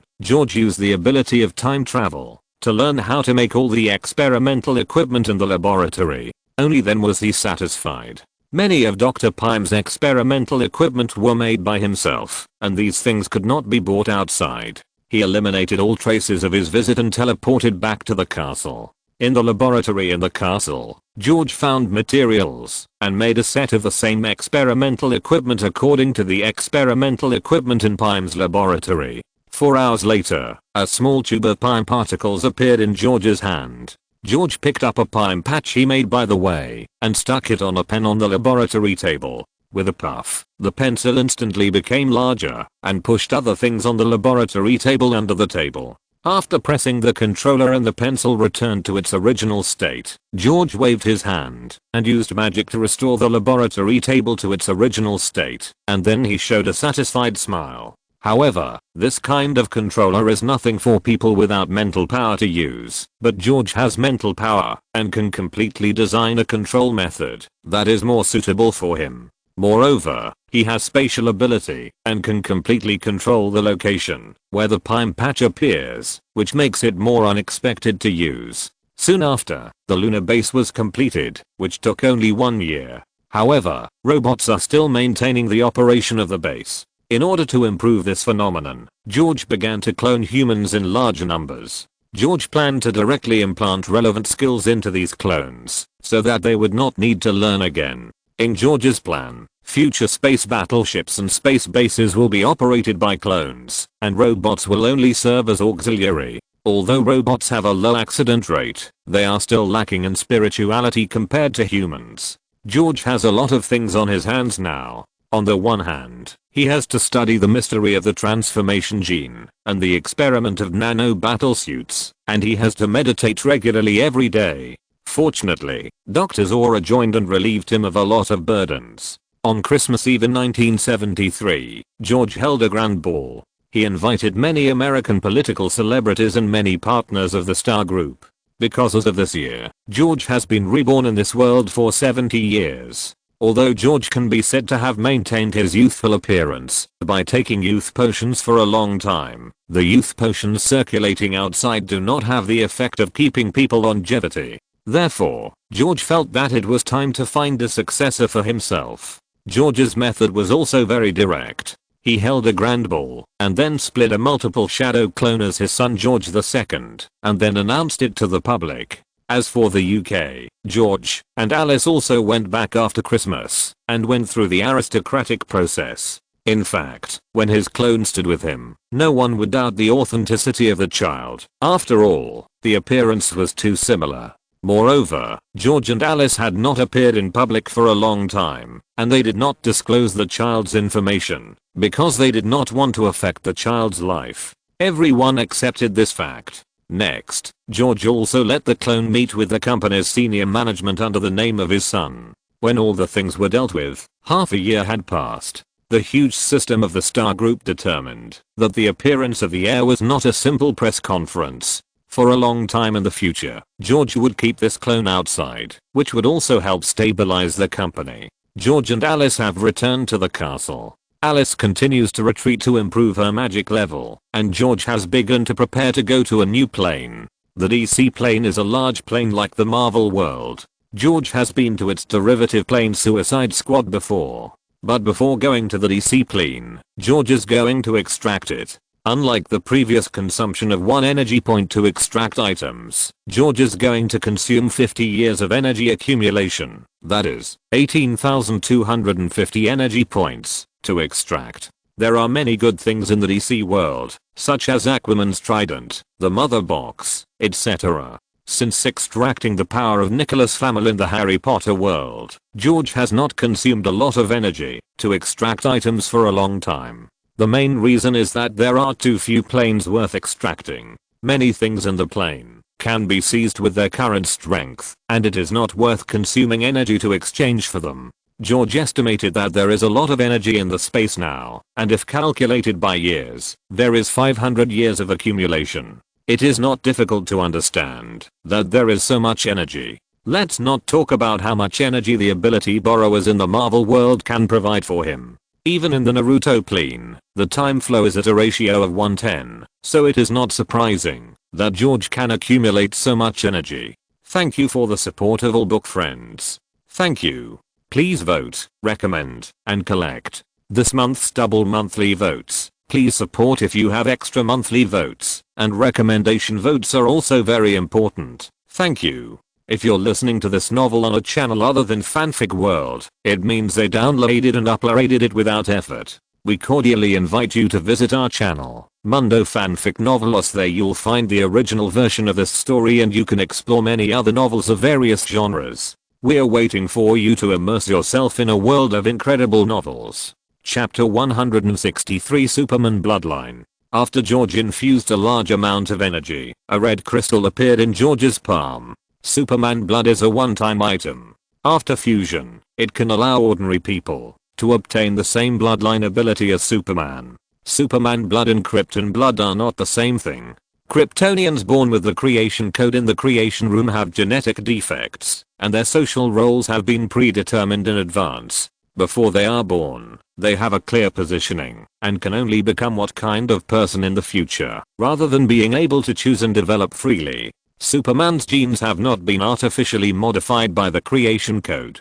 He is a natural life form, which means that Superman has unlimited free space. Of course, after consuming so much energy, the Superman blood George got has been modified. The first is energy absorption. Before, Superman blood could only absorb and store energy from the yellow sun of the solar system. Now George can absorb all external energy. Secondly, the original characteristic of Superman blood that was afraid of Krypton crystals has also been eliminated. George directly used this blood, and a powerful force instantly rushed into his body. George returned to the outside world, and then came to the ancient star, TSK. He rubbed his eyes vigorously, feeling like there was a fire burning, and the contact lenses that originally covered his eyes vaporized instantly. Is this the Superman version of heat vision? George opened his eyes suddenly, and the blazing beam swept across, instantly cutting the mountain hundreds of meters away into two sections diagonally. He jumped twice eagerly, and then began to toss around in this area, feeling the power of the Man of Steel. Biological stance, super speed, super strength, super hearing, super vision, freezing breath. The cells in his body were more active than ever before. He suddenly felt a little regretful. Supermen in different forms have very different strengths. Like thinking Superman and Golden Superman, they can create life, change reality, travel through time, and even play with the universe's marbles, at least at the multiverse level. The inferior Silver Superman can fly at a speed that can break the time barrier, extinguish a star with a sneeze, and use chains to drag a planet comparable to Jupiter through the universe. The superhuman power he has now is just the normal Superman. If we only talk about the performance in the movie, the normal Superman is only a little stronger than Captain Marvel. Moreover, George has also obtained these superhuman abilities through other means. For example, in terms of energy absorption, George can not only absorb energy, but also obtain the quantum wristband of the Kree Empire, which is also a piece of equipment that can absorb energy to strengthen itself. However, Superman's bloodline is not useless. At least it opens the upper limit of his body strengthening. And he can also travel through the world and break the time barrier. No matter how you look at it, it is not something that an ordinary Superman can compare to. Considering that this DC time period will usher in a war, George must also be fully prepared in terms of manpower. 10,000 Kyanki, 10,000 Zinxian, 5,000 armed robots, 10,000 NS5 robots. George also brought the modified Fihu over, and some other ammunition supplies. DC Justice League timeline. Superman left, and the world fell into mourning. But the world is not at peace. Evil forces are ready to move, and the arrogance of crime has risen again. What's worse is that the terrible threat from ancient times is gradually approaching. Long ago, the Atlanteans, Amazons and the gods united to fight against the evil Steppenwolf. After a hard struggle, Steppenwolf was finally defeated and forced into exile, and the 3 boxes he left on Earth were guarded by the Atlanteans, Amazons and ordinary humans respectively. Now Steppenwolf has made a comeback, and the Earth is shrouded in the shadow of evil. At this critical juncture, 5 Justice Warriors including Wonder Woman Diana, Batman Bruce Wayne, Aquaman, Flash, and Cyborg Victor Stone came together. They formed the Justice League, and fought a desperate battle with the Steppenwolf army. George strolled on the streets of London.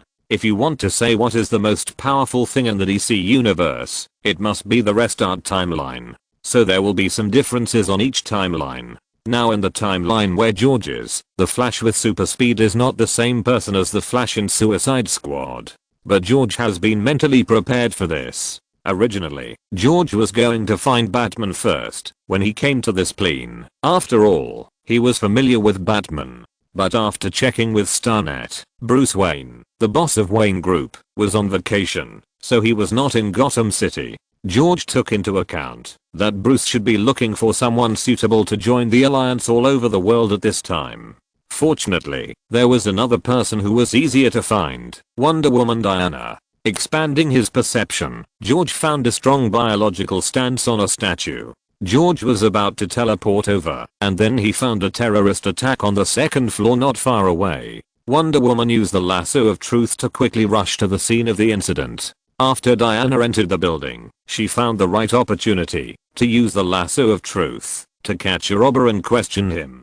Who are you? The lasso of truth will force you to tell the truth. Who are you? Diana asked, holding the gangster in one hand. We are a group of terrorists who want to make Europe regress to 1,000 years ago. The terrorist truthfully explained the identity of his group under the lasso of truth. Boring. Why do you want to take hostages? Diana asked. We don't have any demands. We just want to delay the police before we take action. The robber answered truthfully. Isn't it obvious? They want to create a big explosion. George suddenly appeared at this time and answered on behalf of the robber. Diana was immediately alert. Who are you? We can talk about this later. It seems that we are running out of time. George pointed to the hole next to him and said, "Hey, you are too late. The countdown has begun. In a few minutes, the 4 nearby blocks will explode. The whole world will see it." The terrorist who was caught by the truth lasso answered Diana's question sincerely. After knocking out the robber, Diana ignored George and jumped directly to the corridor and rushed to the hall at the fastest speed. George was about to call Diana, and then he saw that she had already rushed out. George no longer had the mood to play around. He instantly teleported to the side of the hostage and waved his hand to set up a defensive barrier. Bang! Diana rushed directly into the hall, and the broken glass and doors were scattered all over the floor. The robbers were also startled, except for a little girl next to George. No one noticed George's arrival. The terrorists who reacted raised their semi-automatic rifles and shot at Diana. Bang, bang, bang. Diana easily dodged the bullets and then quickly dealt with all the terrorists in the 5 seconds added. George was not idle during this period. He flashed to the side of the explosives and picked up the leader of the terrorists. In a teleportation, George had already reached a high altitude. The terrorist leader who had just reacted did not expect that he would appear here. He screamed in fear, and the black hat on his head was blown away by the strong wind. George directly locked the explosives on the man, smiled and waved at the man, and then teleported back to the hall. Bang! A loud noise broke out in the sky above London. "Are you a magician?" Diana said after taking a look at the defense barrier arranged by George. "I guess so," George said after removing the barrier. "Thank you for the support of all book friends. Thank you. Please vote for me, recommend me, and add me to your collection. This month, we will double the monthly votes. If you have extra monthly votes, please support me. Recommendation votes are also very important. Thank you." Chapter 164. The danger is approaching. Obviously, now was not the time for the two to chat. Diana turned around and looked at the group of students behind her, then comforted them. "Is everyone okay?" "Very good. It's okay. You can stand up. Everything is fine," Diana said and pulled up the primary school students who fell to the ground in the front row. "It's over. Are you okay?" Diana smiled and comforted a little girl who had not stood up for a long time. "Are you okay, princess?" The little girl smiled and nodded at Diana, then asked, "Can I be like you one day?" "You can be whatever you want to be." Diana looked directly into the girl's eyes and said seriously. Diana touched the girl's head, then stood up, glanced at George, and then flashed away. George smiled at the group of students who were looking at him with curious eyes, and disappeared in the hall the next moment. The Shard, a new landmark building in London, is 309.6 meters high on the top floor of the building. Diana stood on the edge of the building and overlooked the whole of London. "Where are you from, and why are you looking for me?" Diana asked without turning her head. "Can you take off the lasso of truth before asking?" George said, looking at the lasso of truth on his calf. "No." Diana turned around and said to George directly, "Okay, no problem." George smiled, shrugged his shoulders, and then said, "You can call me George. I'm not from this timeline, but because of a certain existence on this timeline, I came to this world." "Be more specific," Diana said while holding the lasso of truth. "Mother box." George uttered these 2 words gently. "Impossible." Diana's face changed after hearing it. As the Princess of Paradise Island, Diana naturally knew the existence of the Mother Box. It was the only forbidden place in the entire Paradise Island that she could not enter and leave freely, so Diana had a very deep impression of the Mother Box. "Why is it impossible?" George asked back. "It has not had any anomalies for thousands of years, so," Diana explained. "So there will never be any accidents?" George interrupted. Diana didn't know how to answer immediately, so she could only look at George deeply, and then said, "I will investigate it clearly." After that, she used the lasso of truth to disappear on the top floor of the building. "It's not that easy to approach." George sighed. "I went to help Diana deal with the terrorists before, just to leave a good impression on Diana, and then have the opportunity to join her in the final battle. At that time, I will collect a mother box as a hero, which should not be a big problem. Now it seems that I need to add more effort." George began to release his perception, and in an instant, the whole scene of London formed a physical image in George's mind. George was like a god's perspective, and he could clearly observe every subtle scene. Continue to release your perception, and soon George found the existence of Paradise Island in the North Sea.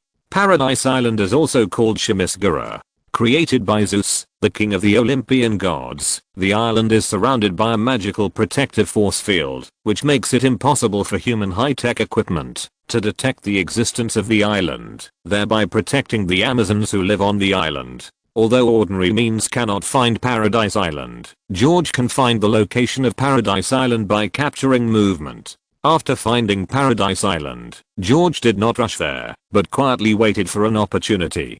2 days later, George sensed a huge space fluctuation erupting from Paradise Island, so he immediately teleported to Diana's office. It happened that Diana was alone in the office looking for files at this time, so he didn't have to modify other people's memories. "Diana, you need to come with me," George said directly after seeing Diana. "Is this how you mages invite ladies?" Diana raised her head and said, "I feel a violent space fluctuation on Paradise Island, and someone is using ultra-long distance transmission." George ignored Diana's ridicule and told her his discovery directly. "Impossible. There is a barrier set by the god King Zeus on Paradise Island. How could it be opened so easily? Moreover, there are many excellent Amazon female warriors on Paradise Island. Believe me, no one can be presumptuous on Paradise Island." Diana explained to George proudly. "What if those Amazon warriors can't resist it?" George said. George guessed that Diana thought that he wanted to approach her so that he could enter Paradise Island, so she repeatedly rejected his goodwill. But it doesn't matter, he doesn't really want to stop Steppenwolf from taking the mother box on Paradise Island. Just show that you are on the side of justice appropriately. Being too enthusiastic is not good. Well, this is your own choice. George looked at Diana, who was writing and drawing again, and said, "Believe me, the danger has come." Then he teleported away. After George left, Diana looked up at the place where George had just stood, as if thinking about something, then shook her head and buried her head in work again. After leaving, George began to travel in the United States as an ordinary person. Because many cities here do not exist in the Marvel world. For example, Gotham, Central City, Metropolis, Seaside City, Star City, etc. The heroes in the DC world are different from the Marvel world. The heroes here are basically one person guarding a city, and there are many heroes who adhere to the principle of not killing. For example, Batman and Flash are the representatives. The day after George left, Diana was repairing a sculpture and then talked about the topic of vacation with her colleagues. At this time, another colleague came in and began to complain about the museum's budget cuts, rampant tomb robbers, and the public arson and destruction of cultural relics. He turned on the TV to show his colleagues the report. "Reporters are reporting from Crete. The bonfire behind me is burning. The fire has been burning all night. It is morning now. We are at least 8 kilometers away, but we can still see it burning." This news also attracted Diana's attention. When she saw the fire burning in the ruins of the Amazon temple, she instantly understood the message conveyed in it: enemy invasion. Soon, Diana came to the ruins of the Amazon temple and got the hidden information on the arrow shaft inserted in the middle of the temple. Diana entered the secret room under the temple according to the instructions, and then found detailed information about the mother box and information about the invading enemy on the murals inside. Even Diana felt that the upcoming enemy was difficult, which made Diana think of the wizard who suddenly appeared in front of her. If all this is true, then she needs to gather the team, because Diana knows that the enemy she encountered this time is not something she can deal with by herself. Thank you for your support, all book friends. Thank you. Please vote for me, recommend me, and add me to your collection. This month, we will double the monthly votes. If you have extra monthly votes, please support me. Recommendation votes are also very important. Thank you. Chapter 165, Heroes Gathering. Gotham City, inside the Batcave. Click, click. The sound of high heels rang out in the space, where there was only the sound of tools colliding. "I spent millions of dollars to install the security system," Bruce said without turning his head, while busy with his work. "It was worth the money. It took me almost a minute to disarm it." Diana smiled. As a demigod, she knew a lot of things with a long life. Bruce put down the tools in his hands, stood on a high place, and said to Diana with a smile, "Hello, new toy." Diana asked, looking at the plane hanging in the air. "Prototype military transport plane," Bruce explained nonchalantly. For Bruce, buying this kind of military transport plane is not much more difficult than buying a toy for others. "Someone I knew would like to drive it." Diana thought of the man who sacrificed himself, and then sighed. The top talents of Wayne Aerospace can't make it fly. Bruce didn't think anyone would drive this newly modified vehicle, knowing that he installed a lot of black technology in it. "But you can," Diana said affirmatively. "I have no choice. I need a longer range and a larger cargo hold, and I think an attack is coming." Bruce rarely confided his feelings to his former comrade. Since the Battle of Doomsday, Diana and Bruce have become comrades who recognize each other. So when Diana found that the enemy had arrived, she immediately found her comrade. "You are wrong, Bruce. The enemy has arrived."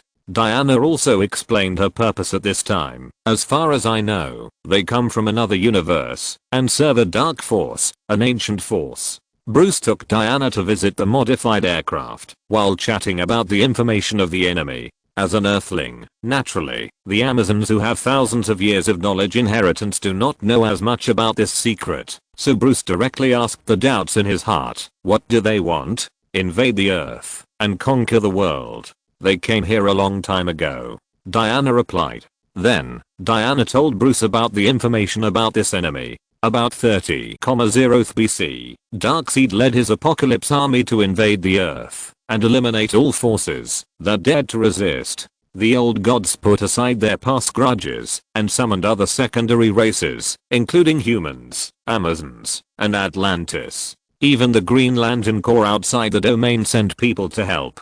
Several forces united to deal with the threat from Apocalypse. After Heir, the god of war, chopped Darkseid severely with an axe, the Apocalypse had to retreat temporarily. The 3 mother boxes were left on Earth and handed over by Zeus to 3 emerging races who made contributions in the war. They are humans, Atlanteans, and the Amazon warriors of Paradise Island. However, that time also allowed Darkseid to discover a secret on Earth, a force hidden in the vast space, and the anti-life equation exists on Earth. And now, something has awakened the mother box guarded by my people. It calls to the dark place, attracting a conqueror under Darkseid. The enemy has already attacked. Diana explained to Bruce uneasily. "If it is true, where is he?" Bruce asked. "He will look for the other 2 mother boxes everywhere. He is still hiding until he gets the 3 mother boxes and is ready," Diana replied. "We must prepare to meet the enemy, you, me and others." Bruce began to suggest gathering people. "They say that the heroic age will never come again." Diana was happy that her comrades chose to believe in her. "Those who come back must come," Bruce said affirmatively. Although the two did not talk much, they had completely trusted each other after a few simple conversations, and did not doubt the authenticity of the matter. Perhaps this is a mutual understanding. In order to join in, George deliberately showed himself in front of Diana, but he was unable to gain her trust.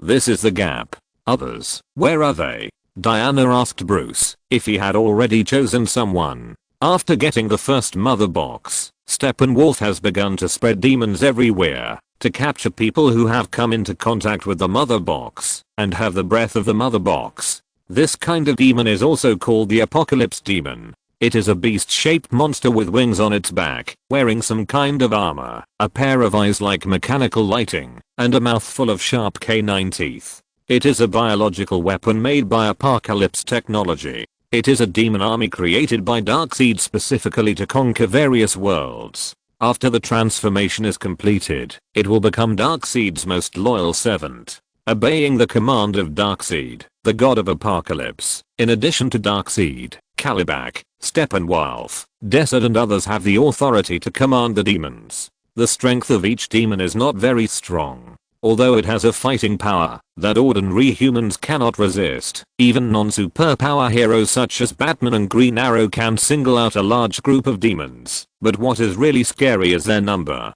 Their almost endless number completely makes up for the lack of individual strength. If you knock down one, it will surge 10 more. If you knock down 10, it will surge hundreds more. Without free will, they will not be afraid and will only move forward for Darkseid, which also makes them as terrible biological weapons as Doomsday. Soon, these demons have captured a patrol team that has come into contact with the mother box in the ocean, so Steppenwolf is not far from taking the second mother box kept by Atlantis. After realizing the fear of the enemy, Diana and Bruce decided to gather other heroes to fight against the enemy. They chose the right hero from the countless heroes that were accidentally captured by surveillance cameras in their daily lives. Aquaman from Atlantis, Barry Allen, the Flash from Midtown, and Cyborg, who has organic and biochemical mechanical electronic body organs, are all within their selection range. When the two decided on the candidate, Diana thought of the mysterious wizard who suddenly appeared. After a short pause, she quickly opened a surveillance video on the computer and said to Bruce, "Look at this person." When Bruce was watching the video of George helping Diana deal with the terrorist, Diana explained, "This person is called George, and he claims to be a wizard. Before Paradise Island warned me, he found me and told me that the danger was coming. But I don't know if he can be trusted. Can I find out his other information?" Bruce asked while operating the computer. "No, I use the lasso of truth on him. He said he came from another timeline and came to resist foreign enemies." Diana introduced George to Bruce. "Then let's find him first and see if he can provide more information." "Found it." Bruce pointed to George, who was tasting the food in the surveillance, and said, "Thank you for the support of all book friends. Thank you. Please vote, recommend, and collect this month's double monthly tickets. Please support if you have extra monthly tickets, and recommendation tickets are also very important. Thank you." Chapter 166. The Batlight turns on. The next day, George was tasting food in another restaurant, and Bruce came over and sat down opposite George. "Hello, George, my name is Bruce Wayne." Bruce said. "Of course, Mr. Batman." George put down the cutlery in his hand, wiped the corner of his mouth with a napkin, and then said, "You know me?" Bruce asked. "Of course, and in another timeline, we are very familiar with each other." George did not lie to Bruce. In the Suicide Squad dimension, George had learned various fighting skills from Bruce. Oh, the concept of the multiverse. It's really not simple. But today, I came to confirm it. I heard Diana say that you knew in advance that there were enemies coming to this timeline? Bruce asked. "Yes, it's a pity that Diana didn't trust me at the time." George drank a sip of boiled water and then said, "We believe you now. We need people. Are you willing to join?" Bruce looked at George and asked, "It's so easy to trust a stranger. I'm a little doubtful whether you are Bruce." George laughed and joked, "Someone taught me to try to trust others." Bruce said, "Okay, I'll join." George threw a stack of bills on the table and stood up. "Welcome to join." Bruce said, "By the way, you go to this airport to wait for me first. I have someone to pick up in Midtown." The two walked out while talking. "Barry Allen?" George asked, pretending to be ignorant. "Yes, he is also a superpower. We need his power now." Bruce replied, "Of course, no problem, but I'll go with you. I have my own car." George took out a Mercedes-Benz Vision GT that was exactly the same as Bruce's from the space. "Now I believe that we know each other in your timeline," Bruce said, looking at George's car. "Of course," George replied.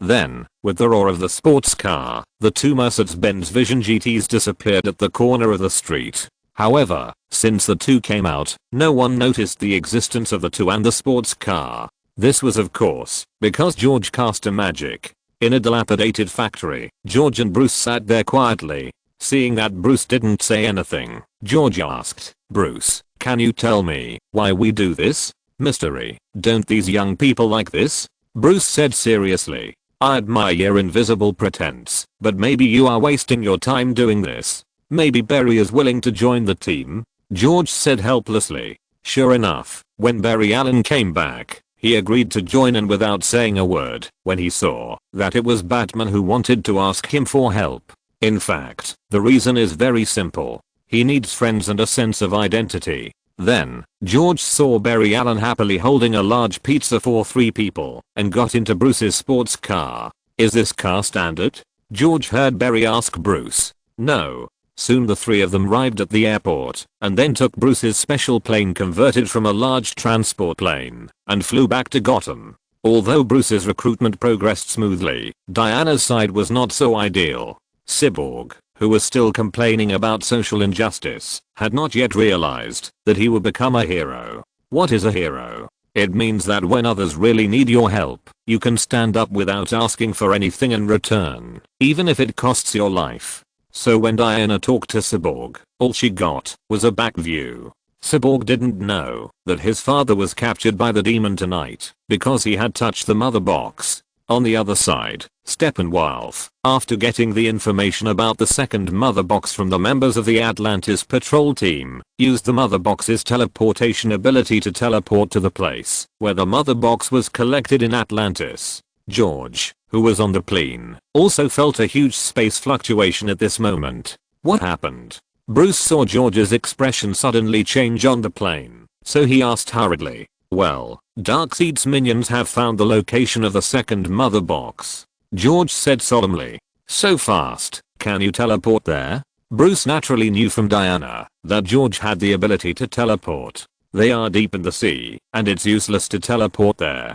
George glanced at Bruce and replied, "Then we have to find the last mother box as soon as possible, otherwise it will be too late." Then there was no conversation along the way. In Bruce's private helipad, George, Bruce and Barry just took the freight elevator down with Bruce's car and saw Diana waiting outside. Oh my god.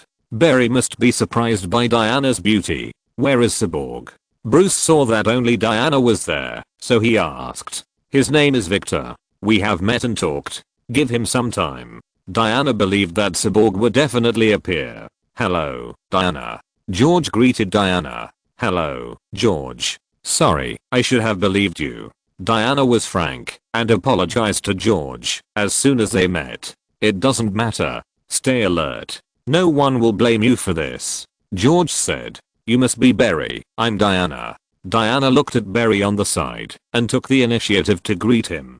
Hello, Barry. I'm Diana. That's not quite right. Oh, great. Perhaps he was really impressed by Diana's charm, so the nervous Barry said the wrong thing directly, making the scene suddenly awkward. George and Bruce looked at Barry with strange eyes. If this was a comic, there must be big exclamation marks above their heads. However, Diana, who was already 5,000 years old, had long been accustomed to it, and changed the subject and said, "It's just us." "Yes, it's just us." Bruce repeated. Then Barry suddenly pointed to the sky and the city and said, "Cool, that's the bad signal." At this time, Cyborg, who had just returned home, had also discovered that his father had been taken away. Holding his father's glasses, he also saw the bad signal emerging in the distant sky through the broken window. After George and his friends saw the signal, they looked at each other and found a place to quickly change clothes. After George and his friends changed into combat uniforms and came out, Bruce and Diana looked at George curiously again. "What's wrong? Is there anything wrong?" George looked at the nano armor on his body and asked. "I thought the wizard would wear a magic cloak or something." Diana said. "Not bad." Bruce agreed.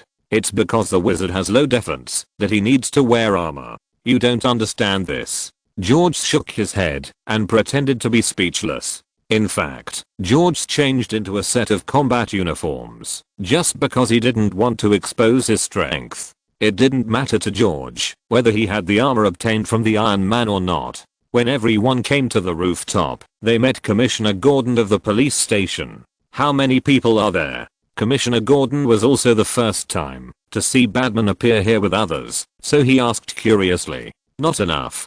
Thank you for the support of all book friends. Thank you. Please vote, recommend, and collect this month's double monthly tickets. Please support if you have extra monthly tickets, and recommendation tickets are also very important. Thank you." Chapter 167 Steppenwolf. That's not enough. Bruce's words also revealed that the enemy this time was extraordinary. "Did you discover anything when you illuminated the Bat Beacon?" "Yes, there are dozens of witnesses all over Gotham City, and their descriptions fit the suspects of the Metropolis kidnapping case," Commissioner Gordon explained.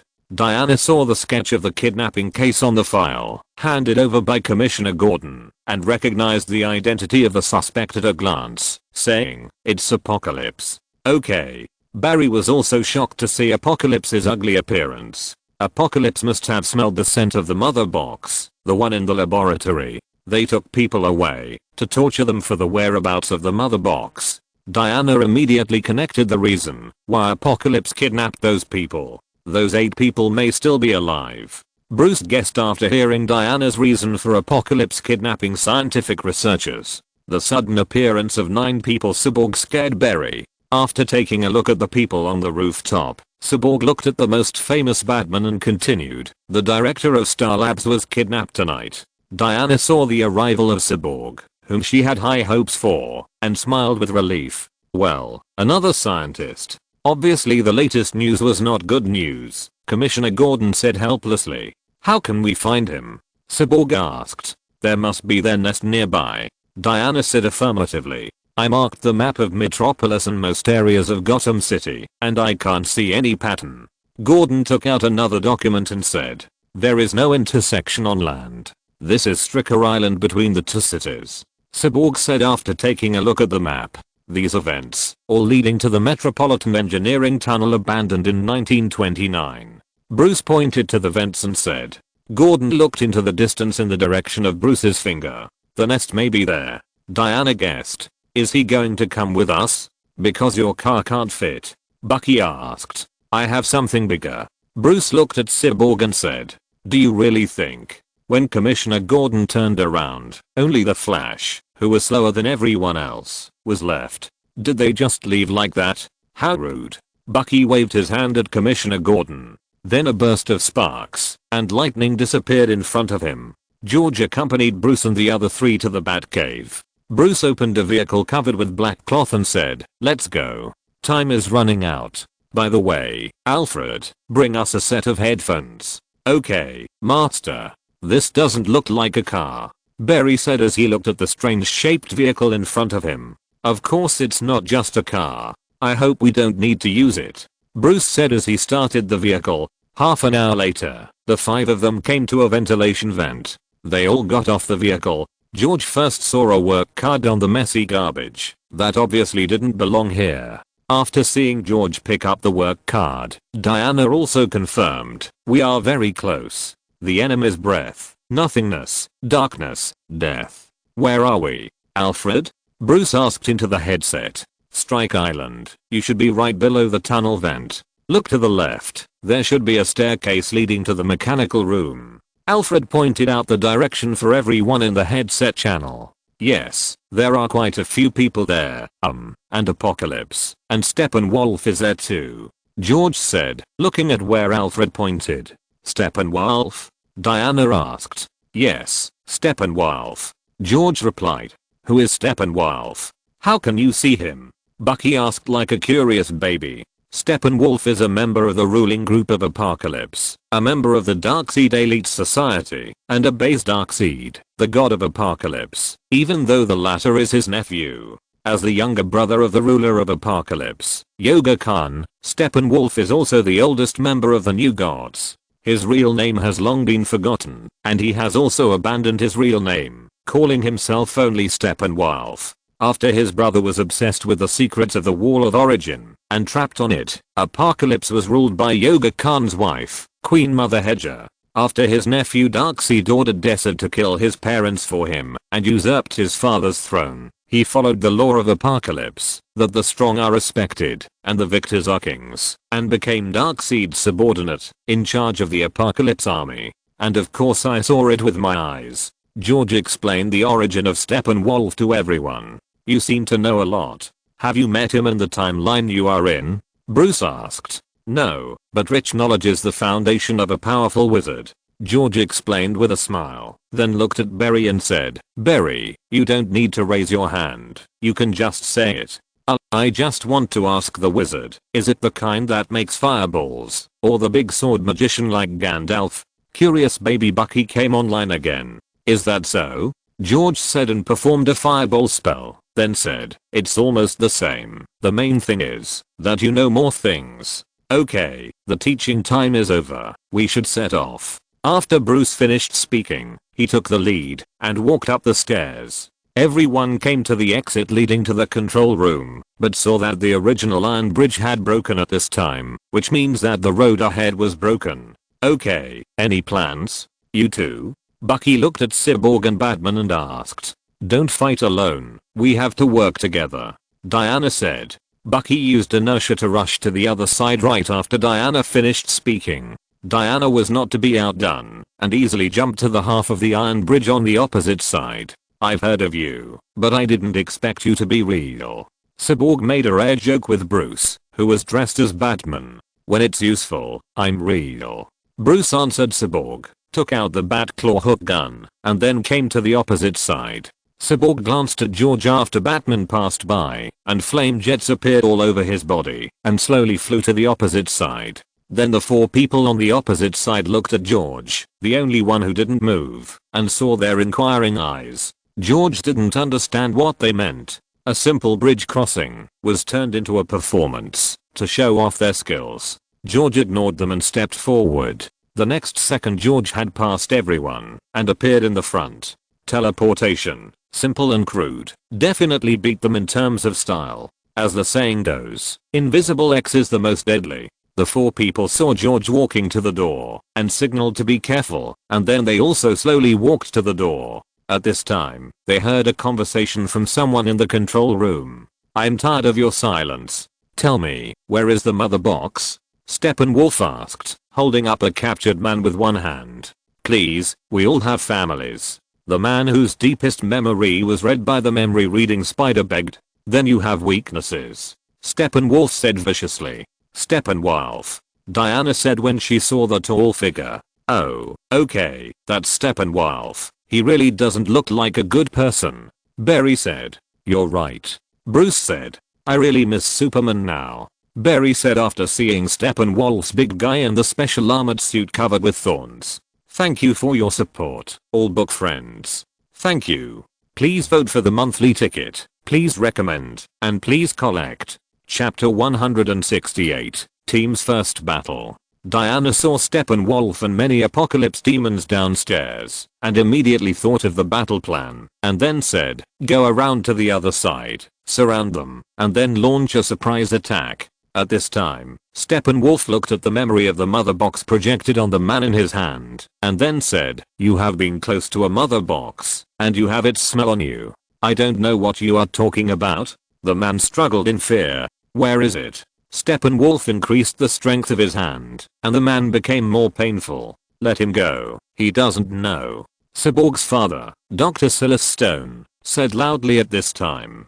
Dr. Silas Stone had already understood that the mother box that this group of terrifying aliens were looking for was the item he was secretly studying, so he felt a little guilty when he saw others suffering, so he spoke out to stop it. Steppenwolf obviously heard something from Dr. Silas Stone's words, so he threw the man in his hand aside and smashed him against the wall. He leaned over and picked up Dr. Silas Stone on the ground, felt his breath and said, you also have its smell, and it's stronger. I will never tell you even if I die. Dr. Silas Stone said to Steppenwolf with a firm look. If you don't tell me, you will die. Steppenwolf said softly, as if he was telling an insignificant thing. He also raised his other palm, as if he would slap the doctor's head in the next second. If Steppenwolf really slapped Silas Stone's head, his head might not be as hard as an ordinary person slapping a watermelon. At this time, Cyborg, who was always paying attention to the situation here, could no longer control himself. He tore off the guardrail and his left hand unconsciously turned into an energy weapon. Cyborg raised the energy weapon in his left hand and shot Steppenwolf twice in a row. The second energy bomb accurately hit Steppenwolf's body, causing Steppenwolf to slightly loosen the hand holding Silas Stone. At this time, Cyborg took back his father Silas Stone from Steppenwolf at the fastest speed and cleaned up the spider-like monster that could read his memory. Silas Stone looked at his son who saved his life and happily whispered his son's name, Victor. An apocalypse demon was about to attack from behind Cyborg, and Diana had no time to think about any plans at this time. She rushed out directly and instantly pierced the chest of an apocalypse demon with her sword. When Steppenwolf saw the female warrior who suddenly appeared, he naturally recognized Diana's identity and said, "Amazon, but unlike your sister, you are more powerful." Steppenwolf looked at the battle axe not far away, and Diana also clearly discovered Steppenwolf's intention to get the battle axe, and the battle started instantly.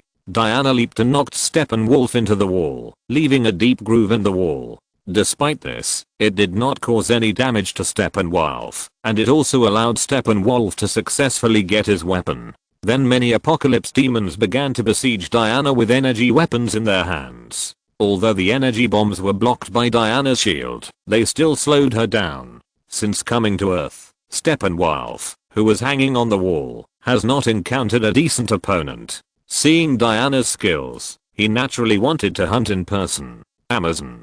Steppenwolf jumped from the wall to Diana's side with a strong leap. The two of them quickly fought each other, and then retreated. Seeing that his boss had already made a move, the apocalypse demon would naturally not stand there stupidly without attacking.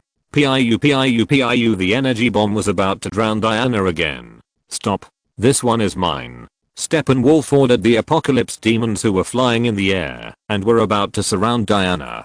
For Steppenwolf's order, the flying apocalypse demons naturally had no power to refuse and could only scatter obediently. "I don't belong to anyone," Diana also said loudly angrily. Then the two fought again. The energy lightning carried on their weapons made it impossible for the weaker apocalypse demons to get close. Sparks flew everywhere, and the fighting scene was very gorgeous. At this time, Batman and Flash did not just stand there and watch. They also jumped down from the second floor and fought with the apocalypse demons. George saw that they were so keen on fighting, so he naturally didn't want to spoil the fun. So he came to the group of kidnapped people. With a wave of his hands, a secret door with golden sparks leading to the outside of Stricker's Island was instantly opened by George. At this time, Barry still had time to run to his side, looking at the secret space door and said, "Cool." Bang. Another apocalypse demon was pushed away by the Flash using instant acceleration, and his life or death was unknown. After he hit the wall,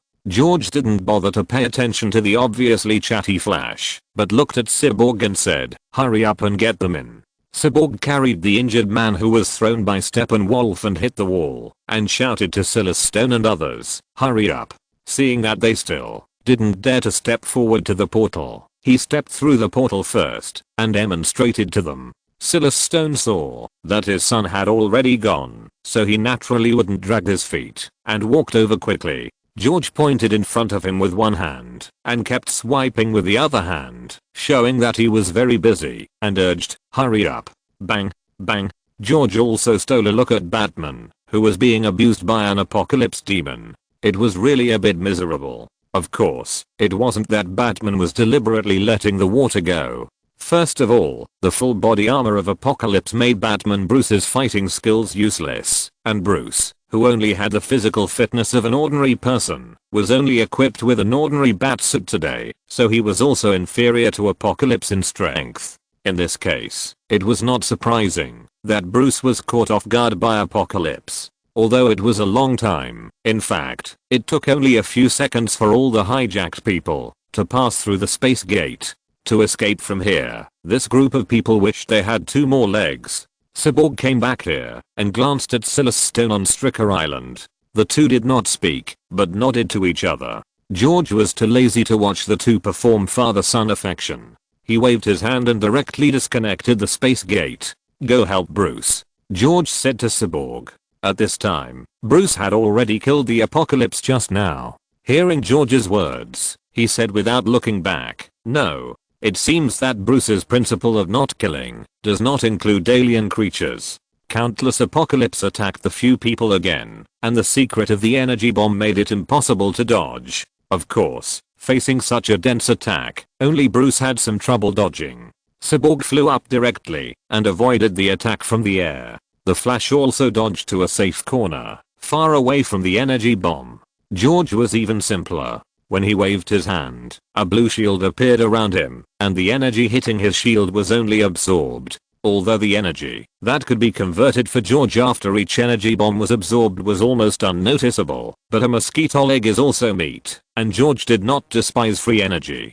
Bruce was much busier, constantly using his new gloves to absorb and dissipate the energy bombs that could not be avoided. Of course, the three of them did not have the hobby of watching their comrades being beaten, so soon the three of them took action to eliminate a group of apocalypse demons in the air, winning Bruce some rest time. "Your gloves are good." George, who was throwing fireballs at the apocalypse demons while holding the protective shield, also joked to Bruce. Bruce rolled his eyes and didn't even reply. He said directly to Alfred, who had been silent in the communication channel, "Alfred, I need Nightwalker. Thank you for the support of all book friends. Thank you. Please vote, recommend, and collect." Chapter 169, The Third Mother Box. "Alfred, I need Nightcrawler," Bruce said in the communication channel. Alfred in the Batcave also joked when he heard Bruce's call, "I thought you wouldn't speak. Hurry over and start the remote control mode." As Alfred started the remote control, the vehicle that the few people were riding in suddenly began to deform and stretched out four strong and powerful mechanical arms. Under Alfred's control, Nightcrawler climbed along the wall to Bruce's position. On the other side, although Diana and Steppenwolf fought back and forth, it was still obvious that Diana had fallen into a disadvantage at this time. Steppenwolf was not so easy to deal with. After several battles, Diana was knocked to the ground by Steppenwolf with an axe. Fortunately, the shield blocked it, so Diana had the opportunity to dodge. Steppenwolf strode forward, grabbed Diana's shield, and threw her out with a shield. Diana hit the wall hard, smashing a human-shaped dent on the wall, and the shield also fell out of her hand. Steppenwolf pursued the victory and flew down with an axe. Diana dodged in a panic, but was kicked away by Steppenwolf. The demons wandering around rushed up to finish off Diana, and Diana was in danger again. Several demons aimed their guns at Diana at the same time, but Diana's original shield had been lost. Just when she was unable to defend herself, several fireballs directly blasted the apocalypse demons away. Batman took the opportunity to jump into the Nightcrawler and turn on the manual mode, and directly fired at Steppenwolf at the wall. "It's my turn," Bruce said. Although the machine gun could not cause damage to Steppenwolf, it also delayed Diana. Batman's Nightcrawler attracted Steppenwolf's attention at this time, so Steppenwolf jumped directly onto the Nightcrawler and began to attack the glass of the cab continuously. Fortunately, Batman used the strongest material, so he withstood Steppenwolf's two-fist attacks. Diana also stood up at this time, picked up the sword again, jumped down from the platform, and chopped at Steppenwolf standing on the Nightcrawler. Clang! The sword and axe collided with each other with a golden sound. Diana's powerful blow was directly received by Steppenwolf with a big axe, but Batman's Nightcrawler could not bear it and began to fall directly. Diana used the force to jump back to the platform, and Steppenwolf stepped on Nightcrawler and jumped hard, trying to catch up. The Nightcrawler under his feet was unlucky and fell at a faster speed. Fortunately, Bruce had already thought of this situation, and the four mechanical arms scratched deep scratches on the wall. Cyborg flying in the air and George on the platform saw that Steppenwolf was about to catch up with Diana and directly attacked Steppenwolf. Since Steppenwolf was in midair at this time and could not dodge at all, he could only block the big axe in front of him to defend against the attack. Under the attack of George and Cyborg, Steppenwolf began to fall at a faster speed than Nightcrawler. Boom. With a sound, Steppenwolf directly smashed a big hole at the bottom of the cave, and the Nightcrawler above was about to hit him. But in just a moment, Steppenwolf had dodged the Nightcrawler's attack and retreated to the pipe behind. George, Diana, Cyborg, and Flash also appeared next to Bruce's Nightcrawler at this moment, and the two sides looked at each other for the first time. Bruce opened a small missile on the shoulders of Nightcrawler and fired it at Steppenwolf. Unfortunately, he was easily caught by the other party. "You are very good, but you won't be so lucky next time," Steppenwolf said to several people while turning the direction of the small missile. In fact, when they got here, both sides knew that they could not fight any further. First of all, George and his team could not win this battle unless George was willing to expose his strength. And Steppenwolf saw that those people were rescued, and it was impossible for him to get any news about the mother box. Then there was no point in continuing to fight, and he had more important things to do, so he naturally had no intention of continuing to fight. So Steppenwolf did not aim the small missile at George and his team, but at the wall next to the passage, and then let it go. When Barry the Flash saw Steppenwolf's action, he also thought of something in an instant, and then asked, "What are we under?" "Gotham Port," Cyborg replied. Sure enough, the moment Steppenwolf released the missile, he turned on the teleporter and teleported away instantly. Boom, the missile exploded on the wall, and the moment Cyborg finished speaking, the water pressure broke through the broken wall and poured back into the passage. At this time, George noticed that a figure also entered the passage with the influx of water. With the influx of water, the hole in the wall further expanded, and the influx of water became more turbulent. Everyone knew that, if they didn't dodge, they would be washed away by the water. So, Bruce began to control Nightcrawler to move, preparing to climb up the wall again. At this time, the figure in the water appeared in front of the water. It was indeed him, Aquaman. Aquaman held his mother's weapon, the Sea Fork, and then used his water control ability to start blocking the backflow of seawater, which bought time for Bruce, and the water flow passed under everyone's feet. Cyborg saw that this place was safe, but things were definitely not over yet, so he flew away without looking back, as if he had made a decision. "Where is he going?" Barry asked. "Maybe he has something important to do." Diana replied. "Maybe we'll know in a while." George took off his helmet and said with a smile. Everyone looked at each other and left. George knew that according to the original plot, Steppenwolf, who left, got the news that there was an anti-life equation on Earth through the mother box he got, and reported it to Darkseid. Next time, Steppenwolf's attack will definitely be more fierce. On Stricker's Island, everyone has come to the ground at this time. It summoned Steppenwolf, the mother box, the one he took away. Diana explained to everyone why Steppenwolf was able to come to Earth. Now he has two. He took the mother box from Atlantis. Obviously Aquaman brought bad news. Now Steppenwolf only needs the mother box that humans lost. Diana said worriedly. He may have got it. Batman said. It shouldn't be there yet. After all, he has been looking for it before. But from what happened just now, it seems that Cyborg's father knows something. George said. Not bad. Bang. Cyborg, holding a square box, fell from the sky, landing in a standard heroic way. Not bad, because the mother box is here with me. Cyborg said after standing up. Is that the mother box? Barry asked. Yes. Cyborg put the box containing the mother box in front of everyone and said. This is not the place to talk. I have asked Alfred to drive over to pick us up. We will talk about it later, when we return to my place. Bruce said.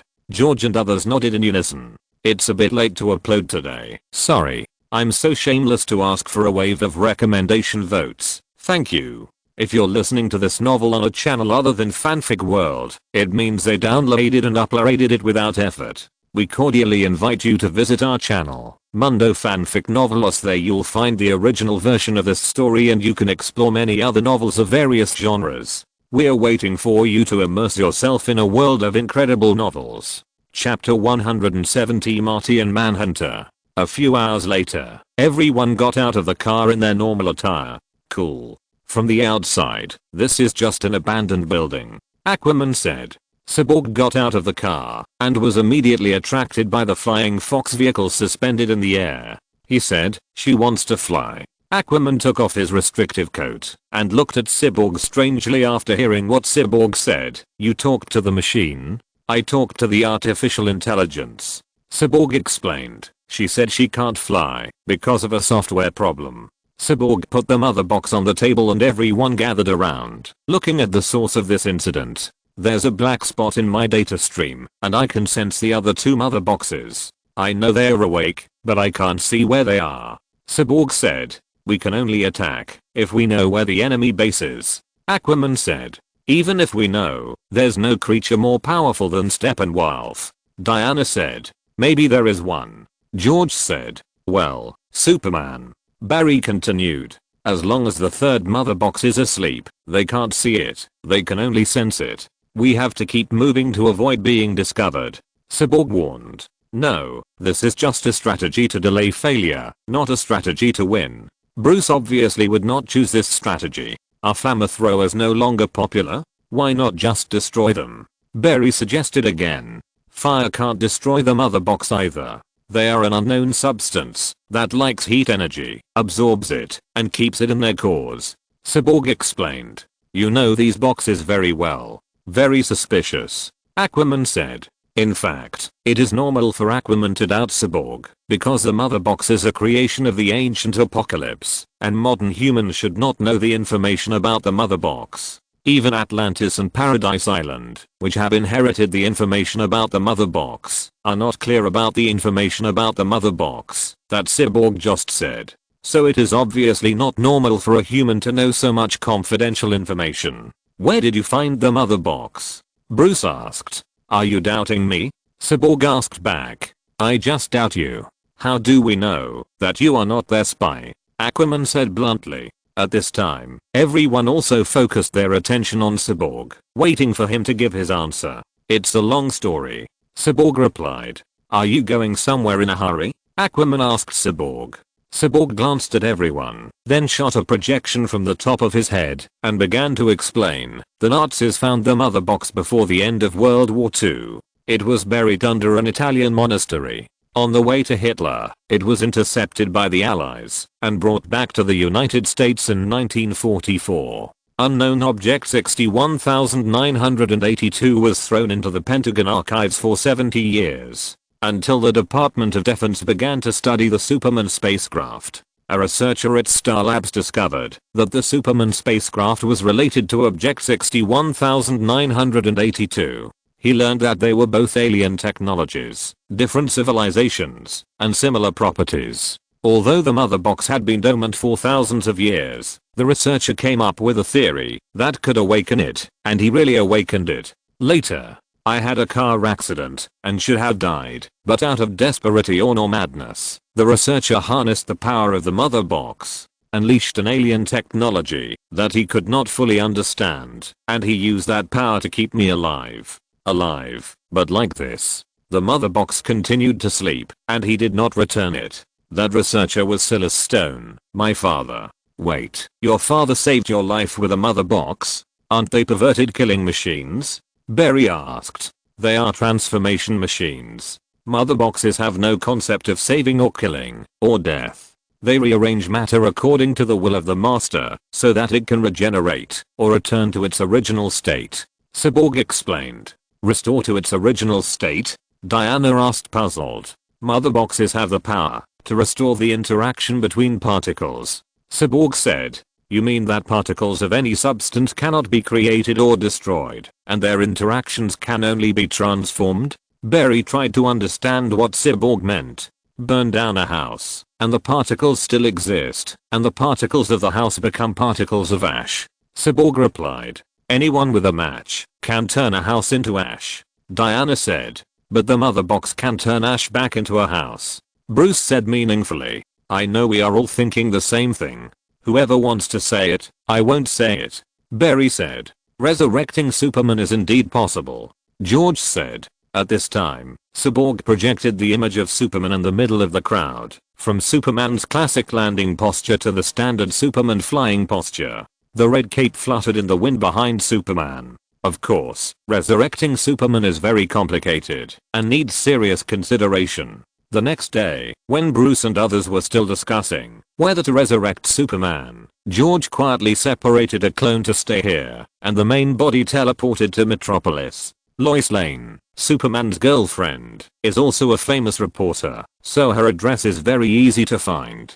George came to a coffee shop on the corner of the street and ordered a cup of coffee, and then waited quietly. At 10 o'clock in the morning, George saw General Swanwick in military uniform, got out of a black car, and then entered the apartment where Lois's family lived. In order not to cause unnecessary trouble, George did not turn on his supervision to observe. You must know that every strong person's perception is very sensitive, and even a few more glances may attract the attention of the other party. Of course, he is now wearing a military uniform, and it is normal for people to look at him twice. George turned on his super hearing and deleted the unnecessary content.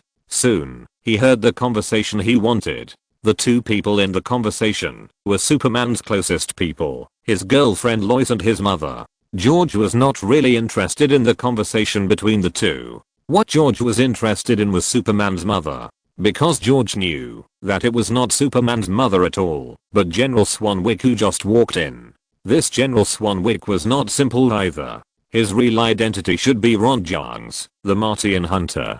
Ron Jarnes, the Martian hunter, was accidentally teleported to Earth by scientist Dr. Ode during an experiment. Because Ode died of a sudden heart attack and could not return to Mars, he lived on Earth as policeman John Jones and brought all criminals to justice. But now it seems that the Martian hunter has found a new replacement identity. Martian Manhunter's abilities are similar to those of Superman, mainly including Martian physique, shape-shifting, Martian Manhunter invisibility, phaseless state, superhuman strength, superhuman resistance, superhuman endurance, regeneration, flight, superhuman speed, super senses, long life, super hearing, super breathing, and many other powerful abilities. The timing of Martian Manhunter's arrival here to find Louise is very interesting. It can be said that it was his arrival that brought things to a good end. George glanced in the direction of Louise's house and raised his lips.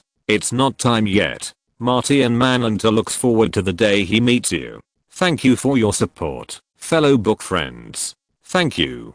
Please give me a monthly ticket, a recommendation, and a collection. This month's double monthly ticket. Please support me if you have extra monthly tickets. Thank you. Chapter 171 Preparations before Resurrection. When George returned to Gotham, Bruce, Diana and others gathered together again to discuss Superman. He's all dead. Aquaman was not optimistic about resurrecting Superman. The mother box brought Victor back to life. Diana thought it was completely feasible to use the mother box to revive him. Victor didn't die. The situation is different. Life is not 1 or 0. It's not life or death. It can't be both. Aquaman said. Can you operate the mother box, Victor? Bruce looked at Cyborg opposite and asked. Of course, but we don't know enough about Kryptonian biology. Who knows what will happen? Cyborg worried. Okay, but we have to try it, right? We have to try it. What else is there to worry about? Barry thought it was worth a try. And you have to wake up the mother box before you can try it. Once it wakes up. Diana paused. The enemy will see it and break in. Complete the Trinity, and the end of the world will come. Bruce continued Diana's meaning. We will hand over the entire Earth to aliens who want to exterminate mankind. This is really good news. Barry said. Even if Superman can come back, who dares to say that he can defeat them? Aquaman asked. That's what the mother box said. Victor's father activated a mother box more than a year ago. At that time, Superman was still alive, and it did not summon Steppenwolf. No mother box summoned him until Bruce analyzed the reason why Superman could definitely be defeated from the performance of the mother box. Until Superman died. Diana also understood what Bruce meant. Yes, until Superman died. Bruce said affirmatively. Because they are afraid of him? Barry asked. Yes, they are afraid of him. Bruce looked at the people gathered in a circle and continued. This is the only way. There are 7 people in this team, not 6. Without him, there would be no us. Agree quote asterisk 3 however, although George agreed to resurrect Superman, George also knew that, although the resurrection of Superman was successful, the newly resurrected Superman was actually not conscious, and he almost caused a chaos. So George felt that he needed to remind them to prevent the situation from getting out of control in the end. There is another thing to pay attention to. George asked. What? Barry asked. Even if Superman is resurrected successfully, but his consciousness is not fully restored, can anyone control him? Some people are very irritable when they wake up.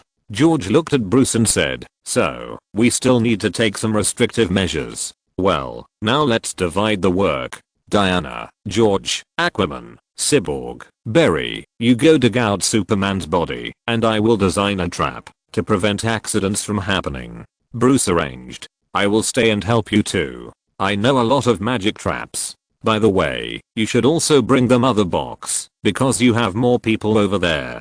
George took the initiative to stay.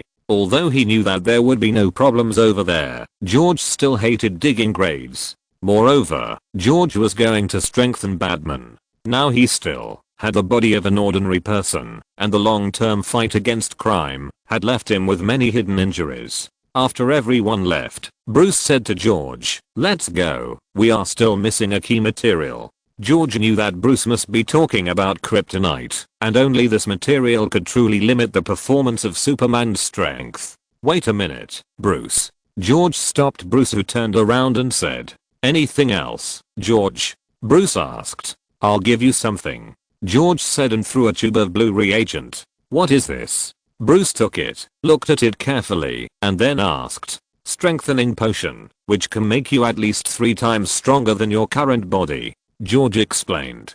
Because Bruce already has top physical fitness, even if it is only improved by 3 times, George believes that it will not be worse than Captain America. "Have I also strengthened myself in your timeline?" Bruce asked. "Yes, I exchanged it with your Flying Fox technology," George said, and released the Flying Fox aircraft from the space. "Yes, I didn't expect you to have perfected it." Bruce saw that, although the appearance did not change, the additional weapon launch holes after the modification were still very obvious. "By the way, you need to supplement a lot of nutrients after the injection," George reminded.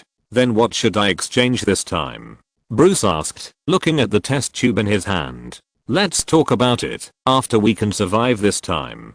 George smiled and patted Bruce on the shoulder. "Okay, tell me what you like," Bruce said. Then the two of them took back the kryptonite spear and began to make equipment to restrain Superman. Alfred also wanted to come to help, but after seeing George's fancy enchantment, he went to continue to transform Bruce's Flying Fox. Bruce couldn't help, so he went to find a place to strengthen his body. He had to make final preparations before the final battle. On the other side, Diana led the others and successfully obtained Superman's body. After the two sides agreed on the plan, they agreed to meet at the STO laboratory. In the early morning, Barry drove a disguised truck with Superman's body to the outside of the laboratory, disguised as a military vehicle delivering supplies. Bruce and George also came to the opposite side of the laboratory after changing into their combat uniforms. After a narrow escape, everyone successfully entered the laboratory. In order to facilitate the resurrection of Superman without being disturbed, Cyborg triggered the virus alarm according to the plan and cleared everyone in the laboratory. However, there was a little episode, that is, the virus alarm was almost discovered by Cyborg's father.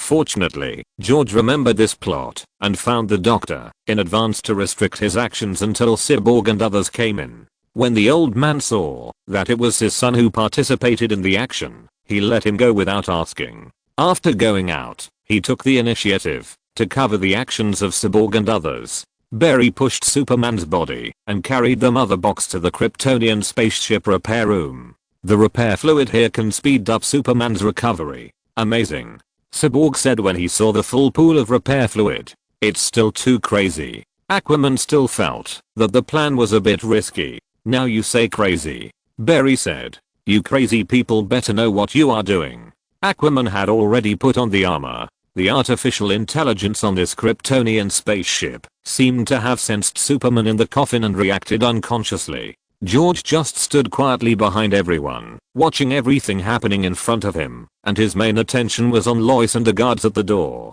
It was not until Lois came to the square outside that George retracted his attention. At this time, Victor had hacked into the Kryptonian control system. "This ship says the mother box is hostile. I can cancel the safety protocol, but there is no time to repair all the power damage Luther has done to the main capacitor," Cyborg said after inspecting the ship. "Speak in plain language." Aquaman couldn't understand these professional terms at all, so he hoped that Cyborg would say something he could understand. "Not enough current to wake up the mother box," Cyborg explained simply. "Sorry, I have something to do these 2 days, so the update time is unstable, but please rest assured, 2 updates a day, definitely no less. There is another chapter today. Chapter 172 Superman Resurrection. I might have a way." Barry saw everyone looking at him and continued, "I might be able to activate it. I don't like to break the rules, but when my speed approaches the speed of light, crazy things will happen to time.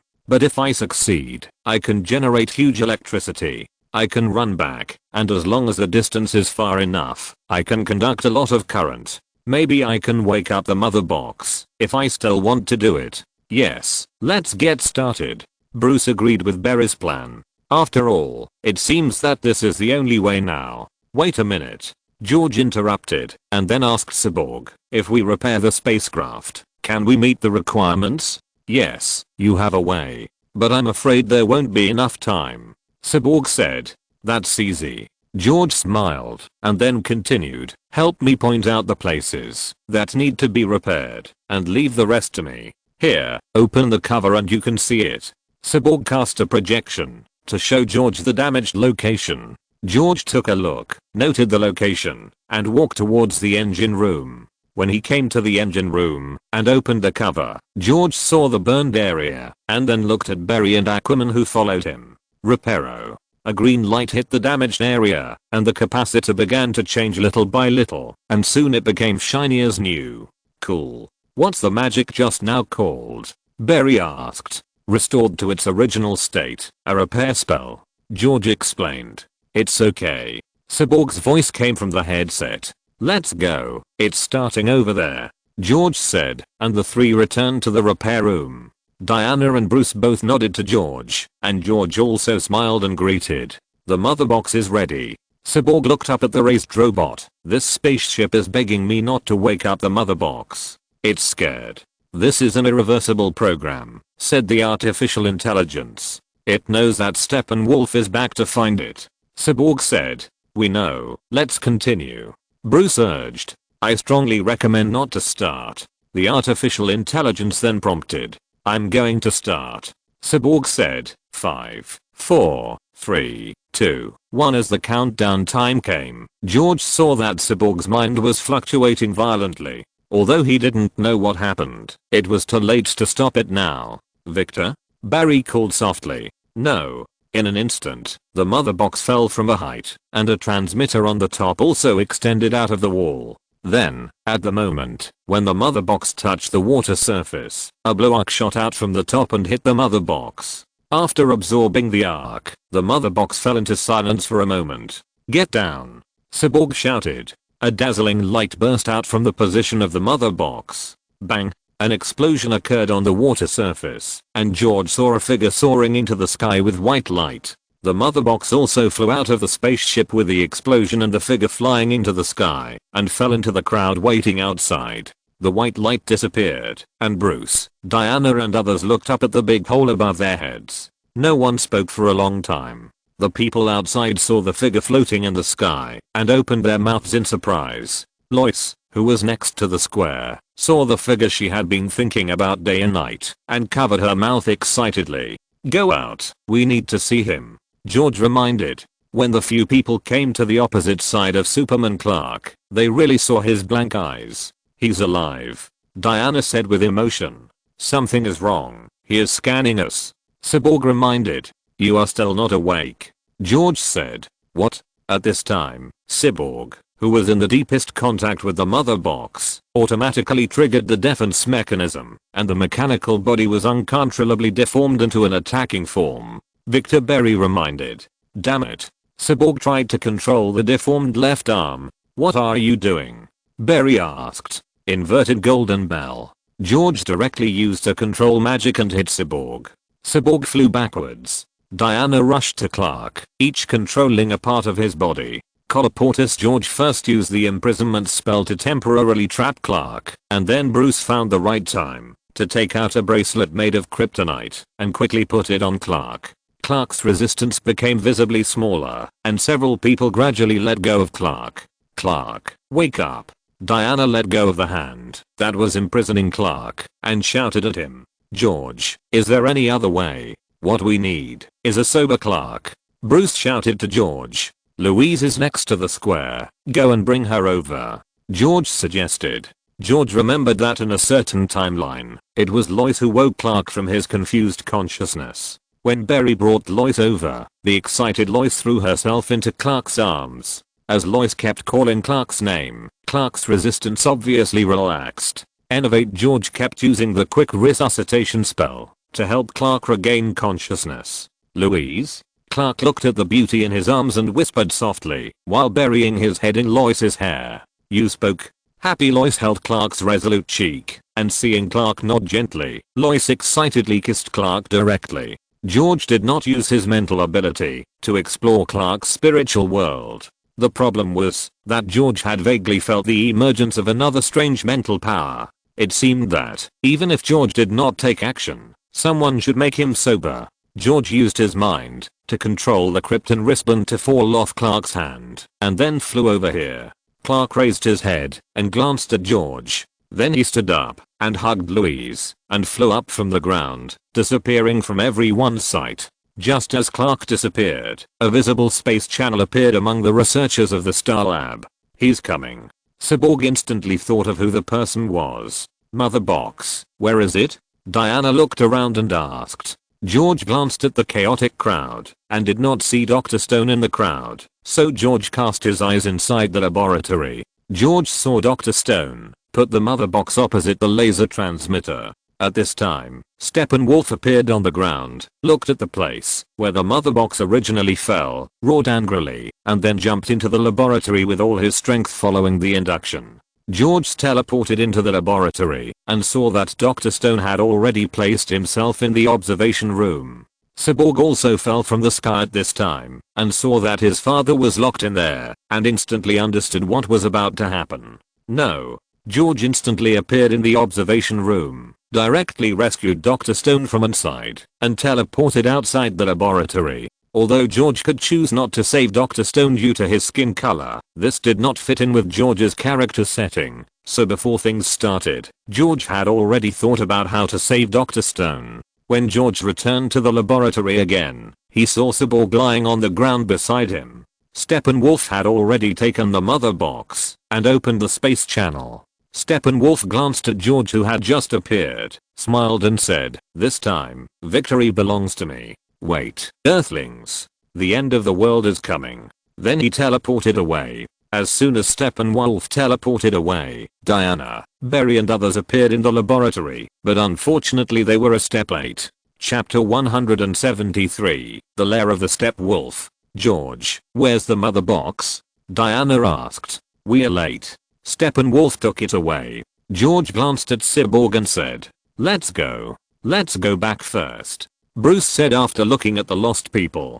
Drive Stone, come with us. He marked the mother box. George said. 2 hours later, Batcave. This is so cool. Barry was surprised to see this Batcave after taking the elevator down. I brought a few friends here. Bruce said to Alfred. Oh my god, it's great. Barry exclaimed when he saw the advanced instruments around. Everyone, this is Alfred. I work for him. Bruce introduced to everyone. This is so cool, Alfred. Aquaman said. Among these people, only Diana and Alfred are the most familiar. I'll go pour tea. I don't know where there are so many cups. Alfred was also very surprised that the lonely Bruce could bring back so many friends. That's the mother box. It's right there. Display the visible spectrum. Bruce kept operating on the computer and found the trace of the mother box. Pozanov, a ghost town not far from Moscow, was abandoned after a nuclear leak 30 years ago. Diana obviously knew the location, so she introduced it to everyone. Even the army can't get in. Aquaman said. Yeah, the radiation must be so strong that your neck will grow another foot. Barry exaggerated. Not anymore. He collected the radiation and used it to create his base. Cyborg said, looking at the numbers displayed on the screen. Zoom in. Here. Diana pointed to a place on the screen. What on earth is he building? Aquaman said when he saw the enlarged building. Trinity is inside. Cyborg said. We have to attack from above. Bruce said when he saw the entire building. Explosives can't separate the mother box. It will only strengthen their connection. Dr. Stone said. What? We can't blow it up. Barry asked. Not from the outside. I want to insert the combined mother box and merge with it. Weaken its connection from the inside, and then we can split it into 3 again. Cyborg suggested. No, you don't know what you will face. You have to integrate into the Trinity by yourself. The combination of these 3 mother boxes is enough to destroy the world. They have existed for a billion years and will definitely get into your head, find your weaknesses and fears, and use them to destroy you. Diana said worriedly. Just let me in and buy me some time. Cyborg said stubbornly. You may die, Victor. Bruce persuaded. If I don't do this, we will all die. Don't you want me to use these superpowers? I will do this. Cyborg said to Diana. Okay, Victor wants to merge with the Doomsday Mother Box to save the world, so let him do it. Barry agreed. You are all pessimistic. Don't forget that there is still me. When the time comes, I can enter the Mother Box with Victor's spirit. I think I still have a way to deal with mental attacks. George said at this time. Yes, we still have a wizard, and this plan is completely feasible. Aquaman said. Well, not bad, but to let him do this, we have to attack the base. Barry said go deep into hell and fight the devil and his army, and officially start a war.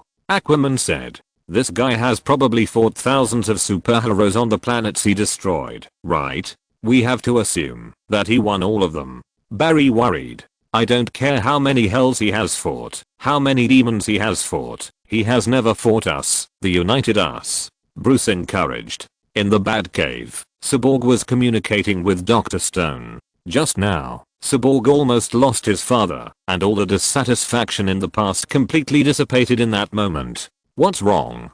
George saw Bruce sitting in a chair in a daze, so he asked. Nothing. I had a dream, but it didn't seem like a dream. It was almost like a premonition.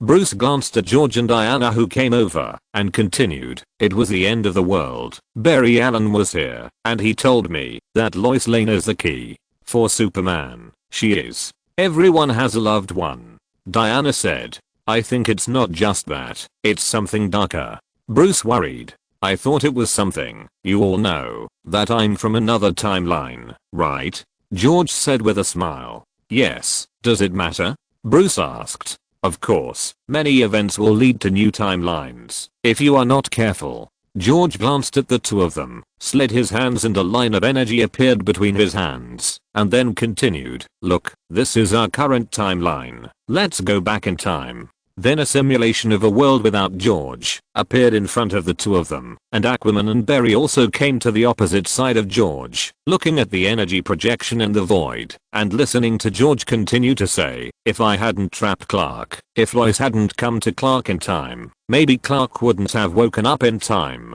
Maybe he wouldn't have participated in the future decisive battle, and that might be another ending. The three mother boxes are unified. Darkseid comes to Earth, and the end of the world that Steppenwolf said is coming. Then what is the situation I saw? Bruce asked. Maybe Barry in another timeline traveled through time through the Speed Force to remind you. George explained. You mean what we did is actually useless, and in another timeline, we still failed? Diana said. Of course it's not in vain, at least we saved everyone in this timeline. The other timeline should not have failed completely, otherwise Barry would not have had the opportunity to come to warn. George smiled and continued, the whole world is made up of countless timelines. You are heroes in some timelines, but super criminals in others. In some worlds, you may just be an ordinary person.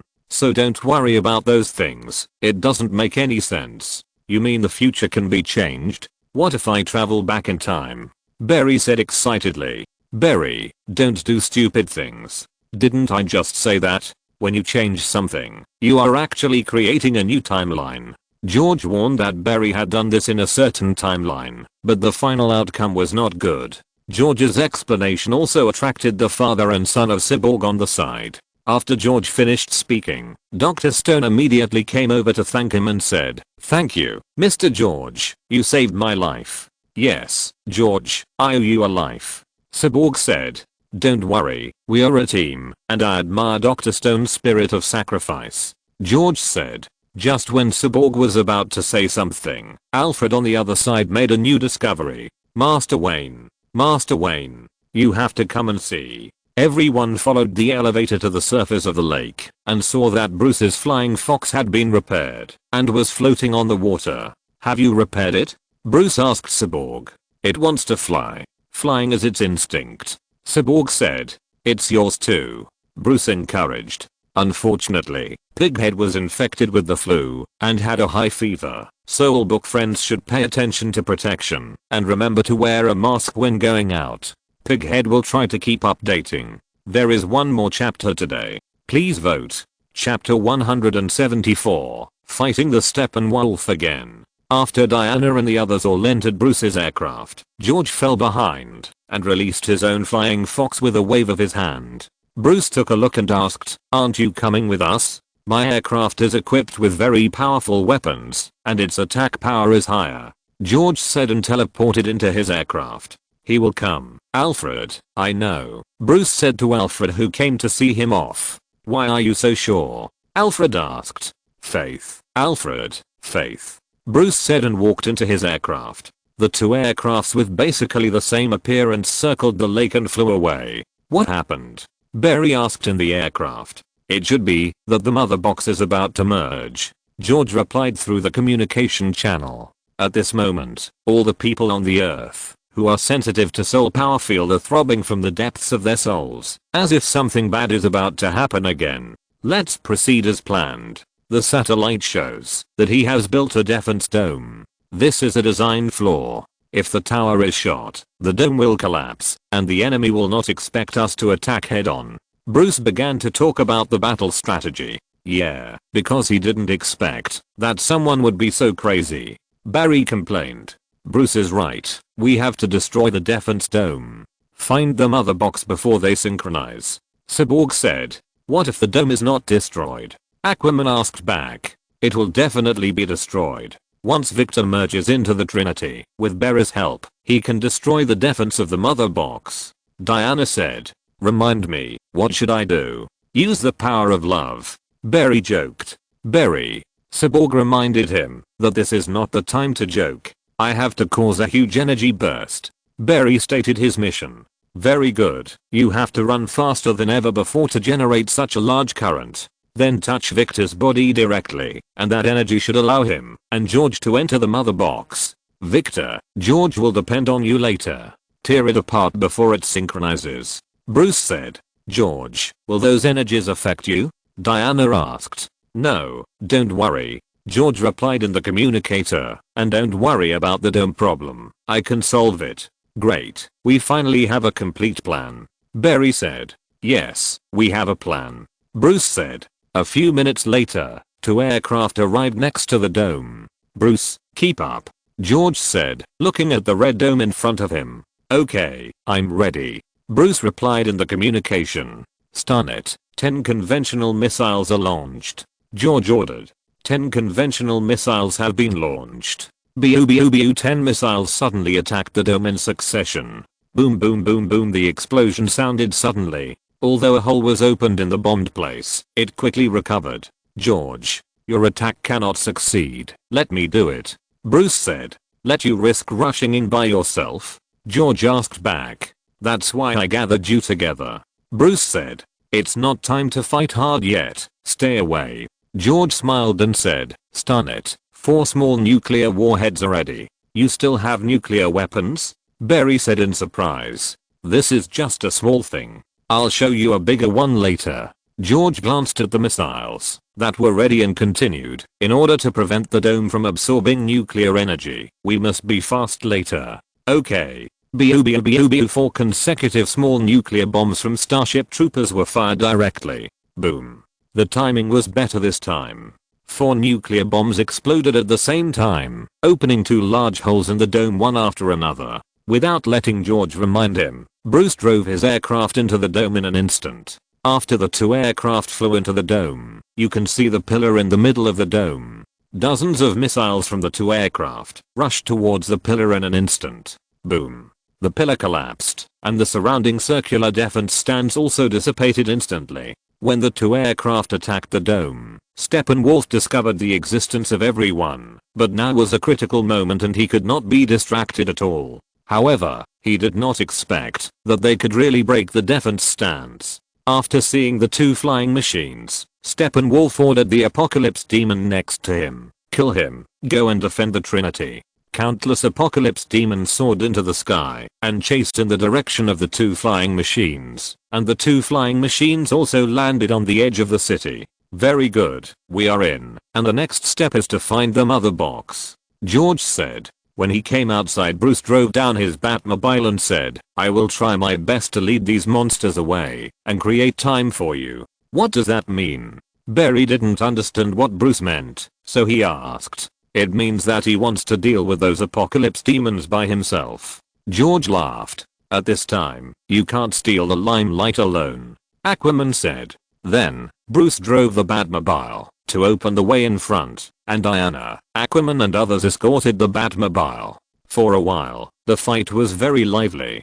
I'll go to open the way for you, George said and teleported away directly. Where is he going? Barry asked. I don't know, Aquaman replied after knocking down an apocalypse demon. Oh my god, look ahead, Barry suddenly shouted loudly. Suddenly, a large number of robots appeared on their way forward, and these robots launched indiscriminate attacks on the apocalypse demon in the sky. Is this how all mages attack now? Barry sighed. Okay, Barry, run. George stood outside the Steppenwolf's lair and casually blew up an apocalypse demon and said, okay, leave it to me, Barry said, throwing his arms and running.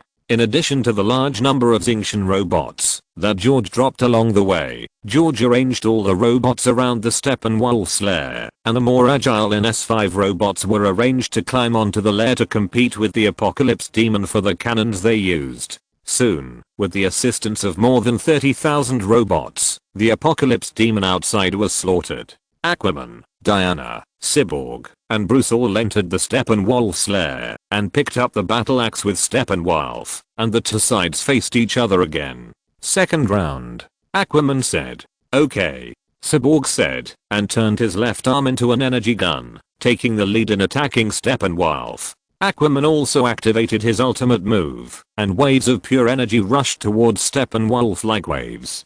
Steppenwolf certainly would not sit back and take a beating. He picked up his battle axe and rushed over here. Then he was attacked by Aquaman and Steelbone head on. Since both of them were at full strength this time, Steppenwolf was hit by two energies and flew back when he was not careful. Soon, Steppenwolf used the battle axe to stabilize his body.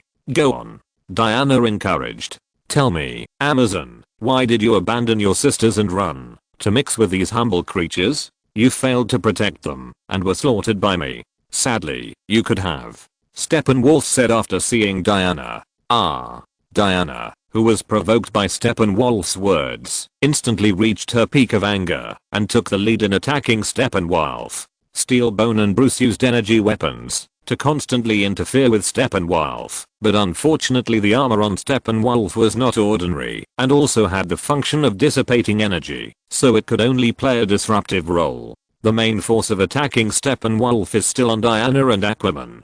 The main reason is that Steppenwolf's battle axe is also a divine weapon, and ordinary defense can't defend it at all. This is why Bruce only dares to attack from a distance. Although George remembered that Superman appeared at the last moment, he didn't dare to pin his hopes on the unknown, so George prepared the opportunity to weaken Steppenwolf's strength, at least until Superman arrived. Please vote for the monthly ticket.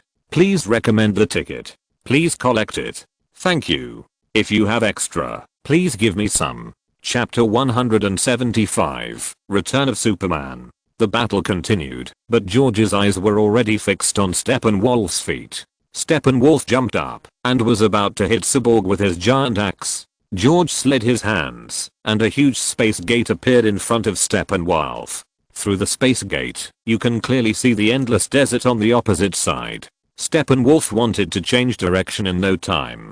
Steppenwolf fell into the desert on the opposite side and jumped up again with his knees bent, trying to jump back from the space gate. However, when Steppenwolf's forearm just stretched into the space gate, George was about to close the space gate at that moment. However, Steppenwolf was not ordinary. He let go of the battle axe in an instant, and his hand had retracted. George immediately came to the side of the battle axe, quickly put the battle axe into the space, and then shouted to Cyborg, "Victor, mother box." Cyborg also immediately understood what George meant, and landed next to the mother box. At this time, a space fluctuation appeared, and Steppenwolf appeared in the lair again. Victor, George, you are responsible for the mother box, and Steppenwolf will be left to us. Diana, Aquaman and Bruce stood between Steppenwolf and the mother box, and the Guardian Cyborg said, "Okay. Barry, I'm in position." Cyborg said and stretched out his hand to the 3 mother boxes rotating together. George also put his hand on Cyborg's shoulder, and his mental power laid a protective layer in Cyborg's sea of consciousness. Steppenwolf bluffed with one hand, and the armor on his body seemed to have life, squirming quickly, forming a battle axe in his hand again, and the battle between the two sides started again. "Okay, I'll generate electricity, you count down." Barry shouted in the communication channel. "Wait for me to count down." One. Cyborg's hands changed their forms, like countless data cables about to penetrate the mother box. At this time, Steppenwolf also discovered the situation here, and a sudden move avoided Diana's sword, passed through the gap between the 3 people, and came behind George. Steppenwolf raised the battle axe, and chopped it down from top to bottom. If this axe was implemented, it would definitely split Cyborg in 2 from head to toe. But fortunately, George was prepared, and a blue barrier firmly protected George, Cyborg in the mother box. "Bruce," George shouted. "Although the shield can protect the safety of the 2, Barry can't transfer energy to Cyborg." Diana and the others naturally understand this, so Diana puts the one-handed sword on her back. Raising her right hand, the wrist guard slammed on the shield fiercely, and a violent energy burst out instantly. The stone bridge under her feet broke instantly, and everyone fell into the ground. George was closest to Cyborg, touched Cyborg with one hand, and appeared next to the mother box in the next second. "Victor!" Barry's shout came from the headset. Bang! George saw the giant axe of Steppenwolf appear at the break of the long bridge from the corner of his eyes, and fell to the ground again with the roars of Diana and Bruce. "Victor, I can't hold on, Victor!" Barry shouted again in the channel. George didn't disturb Victor, but focused on the battle underground. After Steppenwolf taunted Diana again, he knocked Bruce and the other 2 to the ground with all his strength. At the same time, the data cable in Cyborg's hand also probed into the Trinity mother box. A huge stream of consciousness flowed into Cyborg's brain along the data line. After George intercepted 95% of it, he still let a small part into Cyborg's mind. Ignoring the part that entered Cyborg's mind, outside Cyborg's spiritual world, George looked at the group of consciousness that he had imprisoned, and couldn't help but smile. George had suspected that the mother box was not just a weapon. This can be seen from the fact that Apocalypse has only produced this set for tens of thousands of years. It can also be seen that it can actively detect danger and find that Superman has disappeared. It can be seen that the mother box has actually been alive. In the DC world, the mother box is a high-tech device created by the scientist Shamo of the New Genesis using the mysterious X element. It is usually considered to be a small portable supercomputer with sentient ability, although their true nature and origin are still unclear. They have wonderful powers and abilities that even their users, the new gods of the New Genesis, cannot fully understand.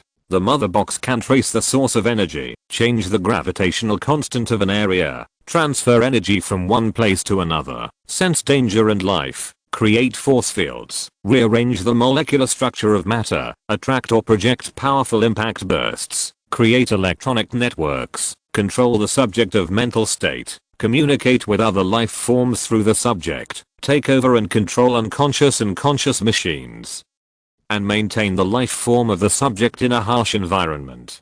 But when George observed the group of consciousness that kept breaking through, George thought of something, that is, Godhead. You know, there are really gods in the DC universe. The old gods originated from the god wave released by Origin for the first time, on a planet called God Realm. Later, Twilight of the Gods occurred, and the old gods fought each other. A large number of them died, and the God Realm exploded. The release of the second wave of god waves led to the formation of indigenous gods on various planets, such as the Greek gods. After the explosion of the God Realm, 2 planets were eventually formed, namely Apocalypse and Creation.